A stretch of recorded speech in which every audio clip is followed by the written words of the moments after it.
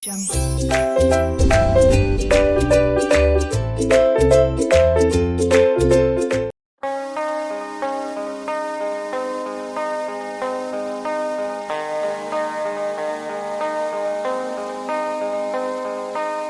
All my dear students, I hope you all are doing good. मैं उम्मीद करता हूं आप सब लोग बहुत बढ़िया होंगे। So I welcome you all to my CA final direct tax fast track batch of 2023। सो बहुत मजा आने वाला है, बिलीव मी। बहुत जबरदस्त लेवल का कंटेंट मैं आपको देने की कोशिश करूंगा, बहुत जबरदस्त लेवल का नॉलेज मैं आपको देने की कोशिश करूंगा और एक ऐसे मुकाम पे लाकर खड़ा कर दूंगा, एक ऐसे सिचुएशन पे लाकर मैं आपको खड़ा कर दूंगा जहां पर बिलीव मी आपने डायरेक्ट टैक्स इससे पहले इस लेवल का कभी पढ़ा ही नहीं होगा। वो लेवल पे हम लोग पढ़ने की कोशिश करेंगे और एग्जाम में हम ये एक्सपेक्टेशन से पढ़ाई करेंगे कि एकदम डिफिकल्ट पेपर भी अगर आ जाता है तो हम उसको कैसे टैकल करें। ये हमारे पास इस सवाल का जवाब होना चाहिए, क्योंकि जब आप सीए फाइनल की प्रिपरेशन करते हो तो आप ये उम्मीद से कभी भी प्रिपरेशन मत कीजिए कि पेपर आसान आएगा। हमेशा ये उम्मीद से प्रिपरेशन कीजिए कि पेपर तो डिफिकल्ट ही आने वाला है। मैंने अपनी तैयारी को किस लेवल तक की है, क्या मैंने अपनी तैयारी को उस लेवल तक की है कि अगर एक डिफिकल्ट पेपर भी आ जाता है तो क्या मैं उसे अटेम्प्ट कर पाऊंगा। तो all the latest recordings will be given to you. आपको सारी की सारी लेटेस्ट रिकॉर्डिंग्स दी जाएगी आपके एग्जाम के लिए। जो फाइनेंस एक्ट है, फाइनेंस एक्ट 2022 के हिसाब से अमेंडेड है, सारे सर्कुलर्स यहां पर अमेंडेड है, सब कुछ यहां पर कवर्ड है। हाँ, आगे जाकर अगर आईसीएआई आगे जाकर से नवंबर 23 के लिए अगर कुछ नई चीज लाता है, 2-4 पेज एक्स्ट्रा आता है, ज्यादा कुछ नहीं आता है, तो वो भी मेरी जिम्मेदारी है, डोंट वरी। एक बार आप मेरे पास आ गए, ये पूरी मेरी जिम्मेदारी है to teach you from start to end. ये मेरी जिम्मेदारी है, उसके बारे में आपको चिंता करने की बिल्कुल भी जरूरत नहीं है, टेंशन मत लेना, ठीक है। So how we are going to go about, sir हम लोग कैसे करने वाले ये पूरा का पूरा बैच। थोड़ा सा मैं उस पर आपको बात कर लेता हूं कि हम लोग कैसे करने वाले। The batch will be around 120 घंटे का बैच होगा ये, ठीक है, जिसमें आपको 3 बुक मिली होगी। अगर आपने लेक्चर्स देखना शुरू कर दिया है तो आपको बुक भी मिल चुकी होगी, शायद शुरुआती बच्चों को नहीं मिली होगी, शायद वो ऑन द वे होगी, वो शिपिंग कर चुका है। लेकिन जिसके पास भी बुक है, आपको देखो आपके पास 3 बुक होगी। 2 कलर्ड बुक है, उसका हमने नाम दिया है इजी नोट्स। इजी नोट्स के नाम से हम उसको अभी बुलाएंगे आज के बाद, ठीक है। अब इजी नोट्स क्यों बुला रहे हैं उसके बारे में आपको पता चल जाएगा, डोंट वरी। और साथ साथ में आपको एक क्वेश्चन बैंक दिए गए। जो कलर्ड बुक है वो आपकी कुछ इस तरीके से दिख रही होगी, मैं आपको बताता हूं। कलर्ड बुक कुछ इस तरीके की कलर बुक होगी आपकी, जिसके अंदर आपके हर एक प्रोविजंस को लेकर क्या है, कलर किए गए। और कलर को यूज करने का कुछ रीजन है, ऐसा नहीं है कि बस कलर कर दिया है बस करने के लिए, नहीं नहीं नहीं। हमने 4 कलर कोडिंग की है, red colour, blue colour, green colour and purple colour. ये 4 कलर और ब्लैक कलर तो है ही, ठीक है। 5 कलर है टोटल। तो ब्लैक में आपका पूरा कंटेंट आएगा, उसमें जो इंपॉर्टेंट है ब्लैक में पूरा कंटेंट, उसमें जो इंपॉर्टेंट है वो रेड में, उसमें जो अमेंडमेंट्स है एफए फाइनेंस एक्ट 2022 के, जो लेटेस्ट फाइनेंस एक्ट जो आपके एग्जाम के लिए एप्लीकेबल है, उसमें जो अमेंडमेंट्स है वो ग्रीन में, ताकि आपकी नजर डायरेक्ट उन पे पड़े। उसमें जो केस लॉज है इंस्टीट्यूट के स्टडी मटेरियल में, जो केस लॉज है वो ब्लू में, और उसमें जो सेक्शन नंबर्स है वो पर्पल में। तो इस तरीके से कलर कोडिंग की है हमने पूरे बुक की, और यहां पर आपको हमने कलर कोडिंग किस तरीके से की है वो लिखकर भी दे दिया है आपको। 1-2 लेक्चर में आप यूज टू हो जाओगे कौन से कलर का क्या इंपॉर्टेंस है, ठीक है। बहुत ही जबरदस्त बुक है, बिलीव मी। 500 पेजेस की है लगभग। 500 पेजेस में पूरा डायरेक्ट टैक्स खत्म हो जाएगा, पूरा पूरा 100% जो आपके सीए फाइनल के लिए रेलेवेंट है, 100%, इंक्लूडिंग इंटरनेशनल टैक्स। पेपर 6 वाला नहीं, पेपर 7 वाला, इलेक्टिव पेपर वाला नहीं, पेपर 7 वाला, जो आपका डायरेक्ट टैक्स का पेपर है, उसका भी जो इंटरनेशनल टैक्स पार्ट है, नॉन रेजिडेंट ट्रांसफर प्राइसिंग, सब कुछ इसमें कवर हो जाएगा, सब कुछ कॉम्प्रिहेंसिवली। तो मेरा पूरा ऑब्जेक्टिव ही ये था इस बुक को बनाने के समय कि बहुत ज्यादा मोटी मोटी बुक नहीं बनाऊं मैं। स्टूडेंट्स से रिवाइज तो होती नहीं उतनी एग्जाम के एक दिन पहले, तो कोई मतलब नहीं बनता है 800 पेजेस की कलर बुक, 900 पेजेस की कलर बुक। 800-900 पेजेस की कलर बुक रिवाइज ही नहीं हो सकती एग्जाम के एक दिन पहले, पॉसिबल ही नहीं है, फिर छूट जाएगा कुछ ना कुछ, तो क्या मतलब बनता है। तो हमने इसको इतना कंसाइज बनाया है, अप्रोक्सीमेटली 500 पेजेस के अंदर हमने पूरा का पूरा बुक खत्म कर दिया है, पूरा। आप बिलीव नहीं करोगे कि 500 पेजेस में मुझे खुद को मतलब शौक हो रहा था कि मैंने कैसे कंप्लीट किया, बहुत मेहनत लगी है उसके पीछे। जब आप पढ़ोगे तो आपको पता चलेगा कितनी आसान बुक है। इसीलिए हमने इसका एक ऑल्टरनेट नाम रखा है इजी नोट्स। इजी नोट्स, ये बुक अवेलेबल फॉर सेल भी हो जाएगी कुछ दिनों बाद। फिलहाल तो अवेलेबल फॉर सेल नहीं है, फिलहाल सिर्फ बैच ले रहा है उन्हीं को मिल रही है ये, लेकिन ये अवेलेबल फॉर सेल भी हो जाएगी कुछ दिनों बाद, कुछ दिनों के अंदर ही। तो ये बुक हमको क्या देगी? जबरदस्त कंटेंट। ये बुक हमको क्या देगी? जबरदस्त कॉन्फिडेंस। ये बुक हमको क्या देगी? कि एग्जाम के एक दिन पहले रिवीजन करने का कॉन्फिडेंस, कि हम एग्जाम के पहले रिवीजन कर सकते हैं। I can do it, I will do it, ये कॉन्फिडेंस आ जाएगा आप में, बिलीव मी। अब वही अगर 800 पेज, 900 पेज, 1000 पेज की कलर बुक दो, क्या मतलब बनता है? क्या कैसी बुक है फिर वो? फिर तो आईसीआई मटेरियल ही पढ़ लो। फिर अगर उतनी ही मोटी बुक देना है तो आईसीआई मटेरियल से ही पढ़ लेना है, फिर तो और अच्छा है वो तो। देयरफॉर पूरा ऑब्जेक्टिव यहां पर ये था कि स्टूडेंट को कंफर्ट फील होना चाहिए। कंफर्ट के साथ साथ नॉलेज पे कॉम्प्रोमाइज नहीं होगा, कंटेंट पे कॉम्प्रोमाइज नहीं होगा, कुछ भी नहीं होगा, डोंट वरी। अब रही बात कि हम इसको रिवाइज कैसे करेंगे। रिवाइज आप इस बुक से करोगे, साथ साथ में आपके लिए यूट्यूब के ऊपर सारे के सारे रिवीजन वीडियोस होंगे जो आपके अटेम्प्ट के होंगे। अभी तो फिलहाल पिछले अटेम्प्ट के हैं, लेकिन आपके अटेम्प्ट के भी रिवीजन वीडियोस यूट्यूब पे आपको मिलेंगे। इसी बुक से पूरा सिलेबस मैं आपको रिवाइज करा दूंगा, पूरा सिलेबस। तो पूरा सिलेबस आप एग्जाम के दिन वीडियो खोलो, बुक सामने रखो, वीडियो सामने रखो, सुनो, खत्म। अब ये हो गई बात क्या? ये बात हो गई आपके प्रिपरेशन की। इस तरीके से हम लोग प्रिपेयर करेंगे, रिवाइज करेंगे, मेमोराइज करेंगे, चीजें याद रखेंगे। अब सबसे इंपॉर्टेंट चीज क्या होती है सीए फाइनल में? एप्लीकेशन। जब एग्जाम में क्वेश्चंस आएंगे तो हम क्या करेंगे? क्या हम क्वेश्चंस कर पाएंगे? डोंट वरी, उसके लिए आपको क्वेश्चन बैंक मिली है। देखो, आप क्वेश्चन बैंक के कवर पेज पर ही देख सकते हो उसका लेवल ऑफ कवरेज क्या है। क्वेश्चन बैंक के कवर पेज से आपको पता चल जाएगा उसमें मैंने क्या लेवल ऑफ कवरेज करके रखा हो। उसके अंदर आपको आईसीआई के सारे मटेरियल मिले, सारे क्वेश्चंस मिलेंगे आईसीआई मटेरियल के। उसके अंदर आपको फाइनेंस एक्ट 2022 के स्पेशल क्वेश्चंस मिलेंगे। उसके अंदर आपको मेरे बनाए हुए बहुत सारे क्वेश्चंस मिलेंगे जो किसी कॉन्सेप्ट को समझने के लिए बहुत जरूरी है, जो आईसीआई मटेरियल में भी नहीं है। उसके अंदर आपको पास्ट मॉक टेस्ट पेपर्स भी मिल जाएंगे आईसीआई के। उसके अंदर आपको पास आरटीपीस भी मिल जाएंगे आईसीआई के। और उसके अंदर आपको पास्ट पेपर्स भी मिल जाएंगे इंस्टीट्यूट के, एग्जाम पेपर्स, सजेस्टेड आंसर्स। सो एक ही जगह पर वन स्टॉप सोल्यूशन। आपको कोई मॉक टेस्ट पेपर फॉलो करने की जरूरत नहीं है, कोई आरटीपी देखने की जरूरत नहीं है, पुरानी आरटीपी। आपके अटेम्प्ट की जो आरटीपी होगी वो आप देख लेना, वो भी मैं यूट्यूब पे करा देता हूं, डोंट वरी। लेकिन past RTP, past mock test, past paper सब उसमें कवर्ड है, सब कवर्ड है, कुछ भी टच करने की जरूरत है ही नहीं। तो ये लेवल का कंटेंट हम आपको देने की कोशिश करने वाले हैं और 120 घंटे के अंदर लगभग सब कुछ कवर करने की कोशिश करेंगे। मैक्सिमम क्वेश्चंस कवर करने की मैं कोशिश करूंगा। सारे तो नहीं कर पाऊंगा क्योंकि लगभग 450 500 क्वेश्चन है, उतने तो हो नहीं पाएंगे 120 घंटे।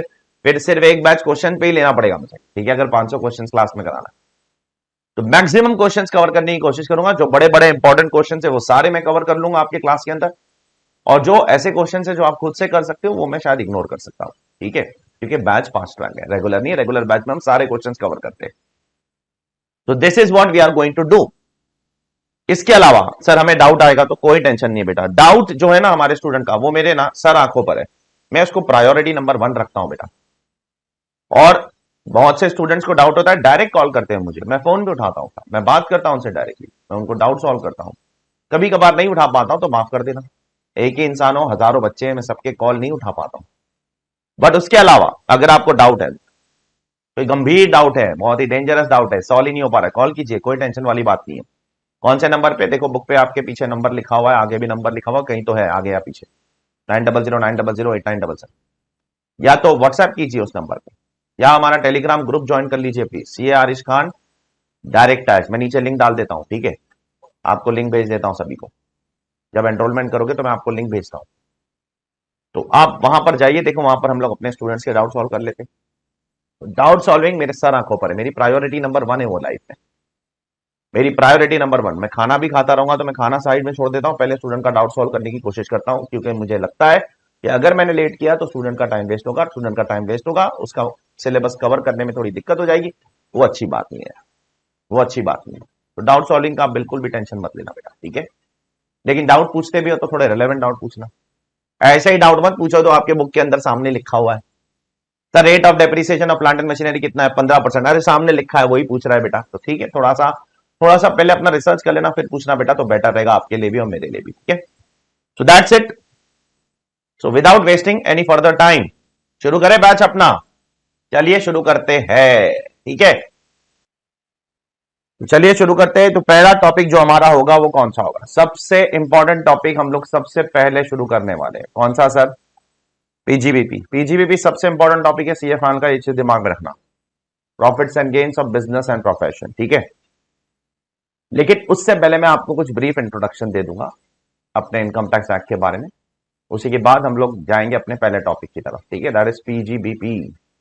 अब ब्रीफ इंट्रोडक्शन क्या है? सबसे पहले एज ए स्टूडेंट आपको यह पता होना चाहिए दैट इनकम टैक्स लॉ के अंदर income is divided into 5 heads. Income कितने हेड्स में डिवाइडेड है? 5 हेड्स में डिवाइडेड है। तो इनकम 5 हेड्स में डिवाइडेड है, 5 हेड्स। तो ये कहां लिखा है? Where it is return? तो ये लिखा है सेक्शन 14 के अंदर। आई डोंट नो आपको ये पता है कि नहीं पता है, वैसे पता होना चाहिए। अब नहीं भी पता है तो बहुत सारी चीजें अभी आपको सीए फाइनल में पहली बार पता चलने वाली है आज, ठीक है। आपने अगर पहले पढ़ा भी होगा ना तो भी आपको बहुत सी चीजें शायद नहीं पता होगी। तो सेक्शन 14 जो है इनकम टैक्स लॉ का, वो बोलता है that income will be divided into how many heads? 5 heads. अब 5 हेड्स कौन से हैं? सबसे पहले सैलरी। सैलरी कहां से शुरू होता है? सेक्शन नंबर 15 से शुरू होता है, 17 पर खत्म हो जाता है। ये 3 सेक्शन मेनली सैलरी के ऊपर है। उसके ऊपर income from house property. House property कहां से शुरू होता है? हाउस प्रॉपर्टी शुरू होता है 22 से, खत्म हो जाता है 27। तो ये 6-7 सेक्शन हाउस प्रॉपर्टी के चैप्टर के अंदर कवर हो जाएंगे। तीसरा पीजीबीपी, जो हमारा सबसे इंपॉर्टेंट हेड ऑफ इनकम है, वो कहां शुरू होता है? वो शुरू होता है 28 से, 28 से 44 डीबी तक। तो ये 15-16 सेक्शन है जो हमको पढ़ने पड़ेंगे टू कंप्लीट पीजीबीपी, ठीक है। चौथा सेक्शन, चौथा हेड आपका कैपिटल गेन्स है। कैपिटल गेन्स कहां से शुरू होता है? कैपिटल गेन शुरू होता है सेक्शन 45 से सेक्शन 55 ए तक, ठीक है। तो यहां पर आपका कैपिटल गेन्स खत्म हो जाता है 11 सेक्शन में। उसके बाद आता है आपका income from other source. Income from other source कहां से आता है? Income from other source section 56 से शुरू होता है और सेक्शन 59 पे खत्म होता है। तो ये है आपका 5 हेड्स ऑफ इनकम। और ये इनकम 5 हेड्स में डिवाइडेड है। वो कहां लिखा है? वो लिखा है सेक्शन 14 के अंदर। Section 14 talks about division of income into 5 heads. अगर इनकम को 5 हेड्स में डिवाइड करना है, ये कहां लिखा गया है ये देखना है तो सेक्शन 14 खोल के देखिए, और फिर सेक्शन 15 से आपका पहला हेड शुरू हो जाएगा। अब सबसे बड़ा सवाल यहां पर यह आता है कि भाई कब कौन सा बंदा कौन से हेड में जाएगा? क्या अपनी मर्जी से कहीं भी चला जाएगा? बिल्कुल भी नहीं, अपनी मर्जी नहीं चलेगी यहां पर, अपनी मनमानी नहीं चलेगी। कब कौन सा बंदा कौन से हेड में जाएगा वो कैसे पता चलता है? वो पता चलता है by reading the first section of every head. आपको हर एक हेड का पहला सेक्शन पढ़ना पड़ेगा। हर एक हेड के पहले सेक्शन के अंदर लिखा गया है कि आप उस हेड में कब आओगे। उसको बोलते हैं चार्जिंग सेक्शन। कैसा सेक्शन? Charging section. क्यों सर? उसको इसलिए चार्जिंग सेक्शन कहते हैं क्योंकि ये सेक्शन आपको बताता है कि आप पे टैक्स इस हेड में कब चार्ज होगा। मिसाल के तौर पे मैं सैलरी में कब आऊंगा, उसकी क्या चार्जेबिलिटी है, वो आपको सेक्शन 15 बताएगा। क्या बोलता है सेक्शन 15? सेक्शन 15 बोलता है एम्प्लॉयर और एम्प्लॉई का रिलेशनशिप होना चाहिए। अगर एम्प्लॉयर एम्प्लॉई रिलेशनशिप है तो आप सैलरी। सेक्शन 22 में हाउस प्रॉपर्टी में कब आऊंगा, क्या बोलता है लॉ? हाउस प्रॉपर्टी में कब आओगे आप हाउस प्रॉपर्टी में तब आओगे जब आप 3 कंडीशन फुलफिल करोगे। पहली, assessee is the owner of the house property. Second, the house property is a building or land appertaining thereto. Condition number 3, the property should not be used for business or profession. ये 3 condition आप fulfil करो, house property में आ जाओगे। उसी तरीके से हर एक head में आने के कंडीशन है। ऐसा नहीं है कि अपनी मर्जी से जिधर जाना है जाओ। अगर अपनी मर्जी चले ना, अगर गवर्नमेंट आपको ऐसे खुला छोड़ देना, भाई जिधर जाना है जाइए अपनी मर्जी से, तो हर एक बंदा पीजीबीपी में ही आएगा। क्यों? क्योंकि पीजीबीपी में बहुत सारे डिडक्शंस मिलते हैं, बहुत बेनिफिट्स है जो सैलरी वालों को नहीं है, हाउस प्रॉपर्टी वालों को नहीं है, कैपिटल गेन्स वालों को नहीं है, आईएफओएस वालों को नहीं है, जितने पीजीबीपी वालों को बेनिफिट्स है। तो मैक्सिमम लोग कहां जाएंगे? पीजीबीपी में ही जाएंगे, क्योंकि वहां पर बहुत सारे डिडक्शंस है, बहुत बेनिफिट्स है। तो अपनी मर्जी नहीं चलती है बेटा, ये चीज दिमाग में। यहां पर क्या चलता है? चलता है गवर्नमेंट की मर्जी चलती है। कानून में गवर्नमेंट चलाएगा मर्जी, टैक्स पेयर असेसी मर्जी नहीं चलाएगा। देयरफॉर मैं पीजीबीपी में कब आऊंगा, उसके लिए हमको सेक्शन 28 पढ़ना पड़ेगा। मैं कैपिटल गेन्स में कब आऊंगा, उसके लिए आपको सेक्शन 45 पढ़ना पड़ेगा। मैं IFOS में कब आऊंगा, उसके लिए आपको सेक्शन 56 पढ़ना पड़ेगा, आपको ये सारे सेक्शंस पढ़ने पड़ेंगे, तब जाके आपको पता चलेगा आप कौन से हेड में कब आओगे भाई, ऐसे ही नहीं आ जाओगे, ठीक है। तो अपनी मर्जी नहीं है। तो आज हमको सबसे पहले क्या पढ़ना है कि भाई मैं पीजीबीपी में कब आऊंगा, क्योंकि आज हम पीजीबीपी पढ़ रहे हैं। अरे जब कैपिटल गेन्स पढ़ेंगे तब देख लेंगे मैं कैपिटल गेन्स में कब आता हूं, ठीक है। जब IFOS पढ़ेंगे तब देख लेंगे IFOS में कब आता हूं। तो रिस्पेक्टिव हेड पढ़ते समय रिस्पेक्टिव हेड की चार्जिंग सेक्शन को भी देख लेंगे। आज हम पीजीबीपी से शुरू करने वाले, जो हमारा सबसे बड़ा टॉपिक है, सबसे इंपॉर्टेंट टॉपिक है एग्जाम के लिए। सबसे इंपॉर्टेंट क्यों बोल रहा हूं, क्योंकि पीजीबीपी एग्जाम में पहला क्वेश्चन होता है और वो भी कंपलसरी होता है, वो ऑप्शन में नहीं आता है। बाकी पूरा पेपर ऑप्शन में आ सकता है, आप छोड़ सकते हो, लेकिन पीजीबीपी छोड़ नहीं पाओगे क्योंकि question number 1 compulsory question PGBP. Therefore ये बहुत ही ज्यादा क्रिटिकल और इंपॉर्टेंट टॉपिक हो जाता है आपके एग्जाम के लिए, ठीक है। सो क्या बोलता है sir section 28? Section 28 charging section है पीजीबीपी का, ठीक है।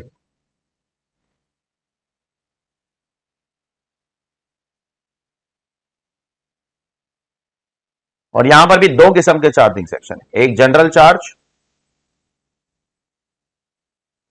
और एक आगे जाकर आएगा स्पेशल चार्ज, ठीक है। अब स्पेशल चार्ज को हम लोग होल्ड पे रखते हैं, अभी फिलहाल अभी उस पर बात नहीं करेंगे, सब एक साथ बात करेंगे तो कंफ्यूजन होगा। आराम आराम से करना है, घाई नहीं है, जल्दबाजी नहीं, कोई जल्दबाजी नहीं करना है, अच्छे से पढ़ना है सिलेबस को।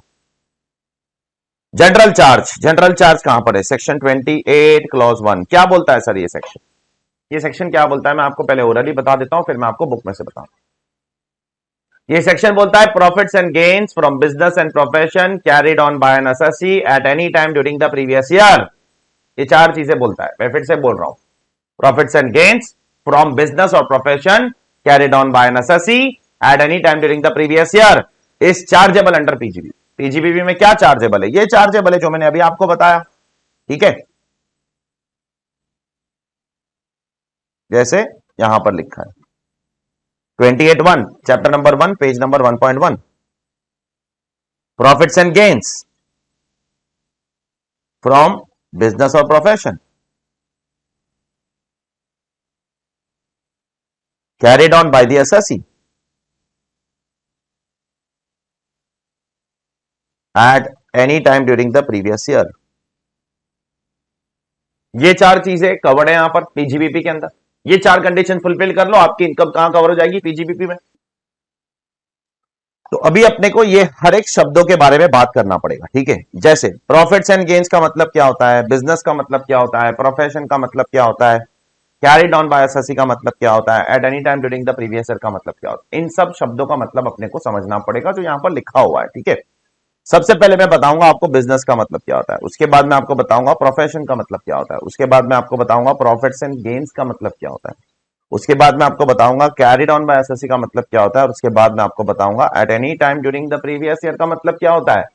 जब ये पांचों शब्दों का मतलब आप समझ जाओगे तब आपको समझ आ जाएगा कि कब आपकी इनकम पीजीबीपी में कवर होगी। देखो बेसिकली तो आपको समझ आ गया होगा, क्योंकि यहाँ जो लैंग्वेज है बहुत सिंपल लैंग्वेज है, कोई कॉम्प्लिकेटेड लैंग्वेज नहीं है। क्या बोलता है ये पूरा 2 लाइन, बोलता है आपको प्रॉफिट्स कमाना है, कहां से कमाना है, बिजनेस या प्रोफेशन करके कमाना है, कैसे कमाना है, एसएससी को कमाना है which was carried on by the SSC, कब कमाना है, पूरे साल में कभी भी कमाओ। देखो सिंप्लीफाइड वर्जन में तो बहुत आसान है, लेकिन लॉ इतना सिंपल नहीं होता है बेटा। लॉ के अंदर बिटवीन द लाइंस बहुत सारी चीजें होती है, there are lot of things which are between the lines. शब्दों को आपको खुदेर खुदेर के समझना पड़ेगा यहां पर क्या बोलना चाहता है लॉ। तो सबसे पहली चीज जो हम लोग यहां पर समझने की कोशिश कर रहे हैं वो है बिजनेस का मतलब क्या होता है भाई। क्या बिजनेस शब्द डिफाइंड है इनकम टैक्स में? The answer is yes, business income tax law में डिफाइंड है। कहां डिफाइंड है? Business is defined under section 2 bracket 13। कैसे डिफाइंड है? Business includes trade, commerce, manufacture और any adventure in the nature of trade, commerce, manufacture. तो business का मतलब क्या है? मतलब नहीं मालूम, गवर्नमेंट मतलब नहीं बताती है, गवर्नमेंट लिस्ट देती है। देखो दो किस्म के डेफिनेशन होते हैं इनकम टैक्स लॉ में। एक तो बोलेंगे बिजनेस मीन्स मतलब ये मतलब बता रहा है, और एक होगा बिजनेस इंक्लूड्स। इंक्लूड्स मतलब नहीं बता रहा है, एक लिस्ट दे रहा है। तो बिजनेस का डेफिनेशन कैसा है? बिजनेस का डेफिनेशन लिस्ट देने वाला है, मतलब बताने वाला नहीं है। तो लिस्ट में क्या क्या आता है? बिजनेस, गवर्नमेंट बोलती है बिजनेस में ट्रेड आएगा, ट्रेड मतलब बाइंग सेलिंग। बिजनेस में कॉमर्स आएगा, कॉमर्स मतलब जब तुम ट्रेड बड़े लेवल पे करोगे ना, बड़े लेवल, नेशनल या इंटरनेशनल लेवल पे, तो उसी ट्रेड को बोला जाता है कॉमर्स। तो बिजनेस में गवर्नमेंट बोलती है बिजनेस इंक्लूड्स, गवर्नमेंट मतलब नहीं बताती है, इंक्लूसिव डेफिनेशन देती है सेक्शन 2 क्लॉज 13 में। बिजनेस इंक्लूड्स ट्रेड या कॉमर्स या मैन्युफैक्चर करना कोई भी चीज को, लेकिन उसमें एडवेंचर होना जरूरी है। क्या होना जरूरी है? एडवेंचर। एडवेंचर का मतलब क्या होता है? जब भी आप बिजनेस करो तो एडवेंचर हो। एडवेंचर किसको बोलते हैं भाई? घर में बैठने वाले को एडवेंचर कहते हैं क्या? नहीं, पहाड़ों पे चढ़ने वाले को एडवेंचर कहते हैं, समंदर में कूदने वाले को एडवेंचर कहते हैं। मतलब आप जिंदगी में क्या ले रहे हो? रिस्क ले रहे हो तो बिजनेस है, बिना रिस्क के बिजनेस है ही नहीं। तो बिजनेस में रिस्क होना जरूरी है। तो business includes trade, commerce, manufacture in the nature of adventure. Adventure होना जरूरी है। लेकिन बड़ा ही घटिया डेफिनेशन, कोई खास क्लैरिटी नहीं देता है। तो सुप्रीम कोर्ट बीच में आता है। अब जब गवर्नमेंट कुछ क्लैरिटी ठीक से देगी नहीं तो कोर्ट को आना पड़ेगा कि नहीं आना पड़ेगा बीच में? तो अब कोर्ट बीच में आ रहा है और कोर्ट बता रहा है भाई हम बताएंगे कि डेफिनेशन क्या है बिजनेस का। तो कोर्ट ने स्लाइटली बेटर डेफिनेशन बताया। मैं नहीं कहूंगा कि बहुत अच्छा बता दिया, slightly better in the case of Barendra Prasad Ray. ये केस लॉ इतना इंपॉर्टेंट नहीं है, याद रखोगे नहीं तो भी चलेगा। क्या बोलता है कोर्ट? कोर्ट बोलता है कि भाई business includes systematic and organised activity in the nature of. आपको एक सिस्टमैटिक एंड ऑर्गेनाइज्ड एक्टिविटी करनी पड़ेगी, ठीक है, by applying labour and skill. आपको वहां पर लेबर मतलब वर्कर्स को लगाना पड़ेगा, अपने स्किल को लगाना पड़ेगा। बिजनेस में आप सिस्टमैटिक एक्टिविटी करो, ऑर्गेनाइज एक्टिविटी करो, लेबर को लगाओ, स्किल को लगाओ, with dominant intention of earning profits. Profit earn करो, उसे कहते हैं बिजनेस। और क्या? इंसान धंधा क्यों करता है? चैरिटी के लिए थोड़ी करता है। इंसान धंधा करता ही है, बिजनेस करता ही है, किसके लिए? प्रॉफिट कमाने के लिए, और क्या। तो बहुत ही अजीब सा डेफिनेशन, कोई क्लैरिटी नहीं देता है लॉ के अंदर। और जब क्लैरिटी नहीं देता है तो कंफ्यूजन होता है, और कंफ्यूजन होता है तो टैक्स पेयर को लिटिगेशन होता है। लिटिगेशन मतलब डिस्प्यूट, डिपार्टमेंट कुछ बोलेगा, एसएससी कुछ बोलेगा, डिपार्टमेंट बोलेगा नहीं आप बिजनेस कर ही नहीं रहे हो, एसएससी बोलेगा नहीं मैं बिजनेस ही कर रहा हूं।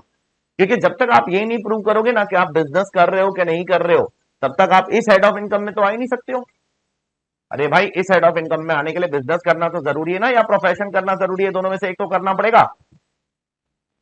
देयरफॉर बड़ा ही कंफ्यूजिंग डेफिनेशन, ठीक है। इसके कंफ्यूजन को और थोड़ा खोलेंगे थोड़ी देर बाद, जस्ट वेट। अब प्रोफेशन का डेफिनेशन उससे भी घटिया।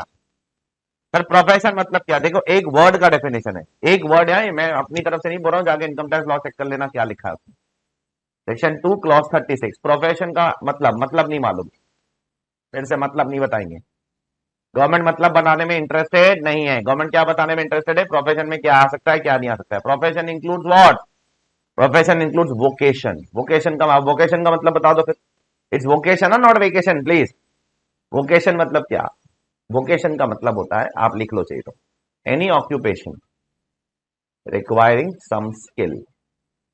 Any occupation requiring some skill. कोई भी ऑक्यूपेशन जिसमें स्किल की जरूरत है। स्किल मतलब कला, कलाबाजी करके दिखा सकते हो आप, ठीक है। उसमें डिग्री की जरूरत है, सर्टिफिकेट की? सर्टिफिकेट डिग्री की जरूरत नहीं है। मिसाल के तौर पे स्किल की जरूरत है, सर्टिफिकेट नहीं। मिसाल के तौर पे एक चार्टर्ड अकाउंटेंट के पास डिग्री भी है, स्किल भी है। डॉक्टर के पास डिग्री भी है, स्किल भी है, दोनों है, वो प्रोफेशन है। लेकिन विराट कोहली के पास स्किल है, डिग्री थोड़ी है। क्रिकेट में कोई डिग्री थोड़ी आती है। अमिताभ बच्चन के पास स्किल है, डिग्री थोड़ी है, बराबर क्या नहीं? बाबा रामदेव के पास स्किल है, डिग्री थोड़ी है, प्रोफेशन है वो उनका। तो प्रोफेशन में क्या जरूरी है? स्किल जरूरी है। स्किल, आपका जो ऑक्यूपेशन है उसमें स्किल की जरूरत है, डिग्री की जरूरत नहीं है। डिग्री हो तो भी चलेगा, डिग्री नहीं है तो भी चलेगा, कोई दिक्कत नहीं, ठीक है। तो ये है आपका प्रोफेशन का डेफिनेशन। बिजनेस का डेफिनेशन बड़ा ही घटिया। Business includes trade, commerce, manufacture in the nature of adventure.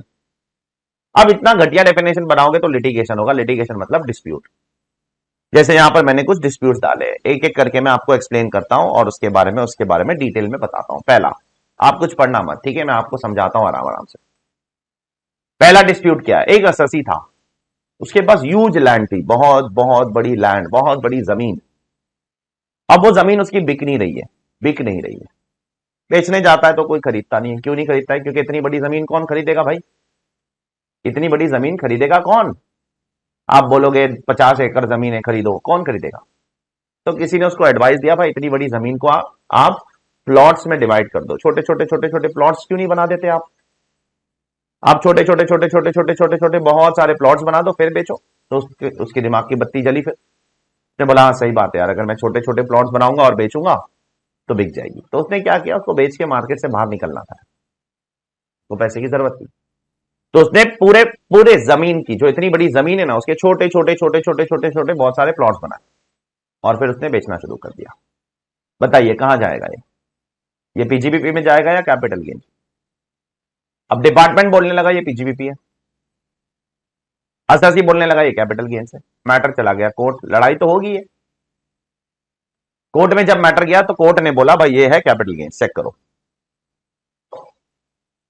Court बोलता है यहां पर असेसी कोई बिजनेस नहीं कर रहा है, यहां पर असेसी का कोई इंटेंशन यहां पर बिजनेस करना नहीं है कि लैंड खरीद रहा है बेच रहा है, लैंड खरीद रहा है बेच रहा है, खरीद रहा है नहीं नहीं नहीं नहीं, लैंड तो उसके पास पहले से है।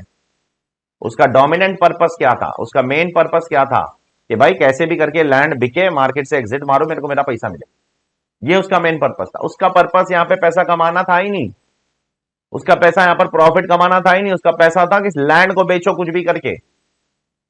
तो यहां पर वो कोई सिस्टमैटिक एंड ऑर्गेनाइज एक्टिविटी नहीं कर रहा है, यहां पर कोई लेबर और स्किल अप्लाई नहीं कर रहा है। तो ये बिजनेस कैसे हो जाएगा, ये तो कैपिटल गेन्स में आ जाएगा, ये कैपिटल गेन्स में चला जाएगा। देयरफॉर रेलेवेंट हेड कौन सा है, कैपिटल गेन्स। यहां पर उसके रिमार्क्स है, रिमार्क्स मतलब उसका उसके ऊपर एक्सप्लेनेशन, ठीक है। सिमिलरली एक असेसी था, उसने क्या किया, एक जमीन खरीदा बहुत बड़ी, उस जमीन पे एक कॉलोनी कंस्ट्रक्ट किया, कॉलोनी मतलब पूरी रेजिडेंशियल कॉलोनी।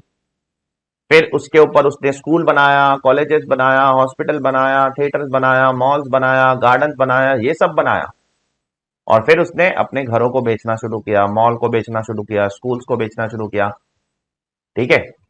अब बताइए ये क्या है, क्या ये बिजनेस एक्टिविटी है या नहीं है? डेफिनेटली है। यहां पर एक असेसी पूरा प्लान्ड तरीके से सिस्टमैटिक एंड ऑर्गेनाइज एक्टिविटी कर रहा है of applying labour and skill with dominant intention of earning profits. ये होता है आपका पीजीबीपी। Is it clear? ये है आपका पीजीबीपी, चेक कर लीजिए यहां पर, ये आपका पीजीबीपी है, ठीक है। तो ये आपकी पीजीबीपी इनकम। देयरफॉर बेटा ये चीज हमेशा याद रखना, क्लासिफिकेशन ऑफ इनकम ना इतना आसान काम नहीं है, बहुत कॉम्प्लिकेटेड इशू है ये। क्या इनकम में आएगा, क्या इनकम में नहीं आएगा, इतना आसान नहीं है, इतना आसान नहीं है। क्या कौन से हेड में आएगा, क्या पीजीबीपी में आएगा, क्या कैपिटल गेन्स में आएगा, क्या आईएफओएस में आएगा, क्या सैलरी में आएगा, क्या एचपी में आएगा, ये इतना आसान काम नहीं है। प्रैक्टिकल लाइफ में बहुत कॉम्प्लिकेटेड इशू है ये। आप बोलोगे पीजीबीपी, ऑफिसर बोलेगा हाउस प्रॉपर्टी, सीधा हेड ऑफ इनकम बदल जाएगा। हेड ऑफ इनकम बदलने की वजह से भयंकर टैक्स लायबिलिटी यहां से वहां हो जाएगी, भयंकर टैक्स लायबिलिटी में बदलाव आ जाएगा, एंड देयरफॉर आप फंस जाओगे बुरी तरीके से। Therefore you have to be very careful, आपको बहुत केयरफुल रहना पड़ता है प्रैक्टिकल लाइफ में जब आप इनकम क्लासिफिकेशन करते हो। यहां पर हम कुछ इश्यूज देख रहे हैं यहां पर, ठीक है। जैसे अगला इशू, अभी मैं आपसे जनरली पूछूं एज ए स्टूडेंट कि इंटरेस्ट इनकम कहां जाएगा, आंख बंद करके सब बोलेंगे आईएफओएस, बोलेंगे कि नहीं बोलेंगे? यही पढ़ा है ना आज तक आपने। इंटरेस्ट इनकम कहां जाएगा, आप लोग आंख बंद करके बोल दोगे आईएफओएस, बोलोगे कि नहीं बोलोगे बेटा? सर इंटरेस्ट इनकम तो आईएफओएस में जाता है सर, सही बात है, बट हमेशा जरूरी नहीं है आईएफओएस में जाए, हमेशा जरूरी नहीं है आईएफओएस में। क्यों सर? क्योंकि आईएफओएस में क्या लिखा है पता है आपको? आईएफओएस में लिखा है interest income will be covered under IFOS if not under PGBP, ऐसे शब्द है वहां पर। इसका मतलब इंटरेस्ट इनकम पीजीबीपी में भी जा सकता है, जा सकता है। कब जा सकता है? अगर वो इंटरेस्ट कमाने का इंटेंशन ही आपका बिजनेस करना है तो पीजीबीपी में जाएगा। मिसाल के तौर पे,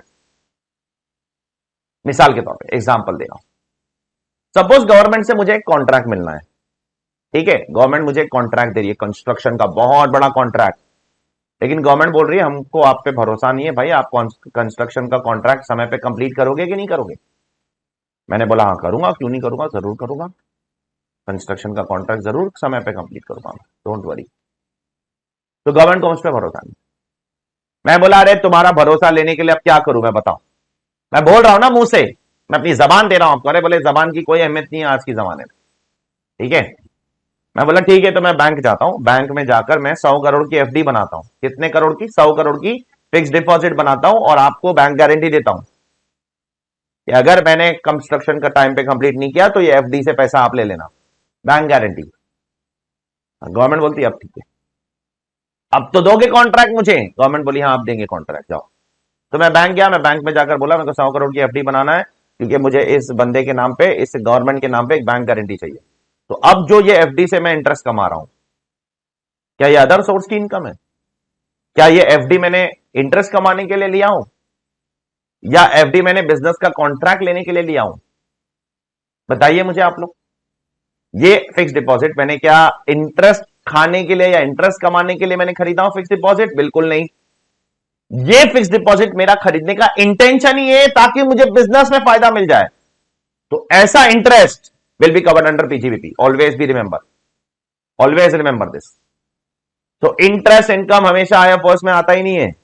इंटरेस्ट कभी आईएफओएस, कभी PGBP. That depends upon the facts and circumstance of every case. आपको हर एक केस के फैक्ट्स एंड सर्कमस्टेंस को जानना पड़ेगा कि इंटरेस्ट कब आईएफओएस, कब पीजीबीपी। तो इंटरेस्ट पीजीबीपी में भी जा सकता है, आईएफओएस में। हाँ, अगर आपका इंटेंशन ही वो एफडी बनाने का ये था कि भाई एफडी में पैसा डाल दो, थोड़ा बहुत इंटरेस्ट आते रहेगा, गुजारा होता रहेगा जिंदगी का, तो वो इंटरेस्ट आईएफओएस है। तो अगर आपका इंटरेस्ट कमाने का इंटेंशन ही इंटरेस्ट कमाना है तो आईएफओएस।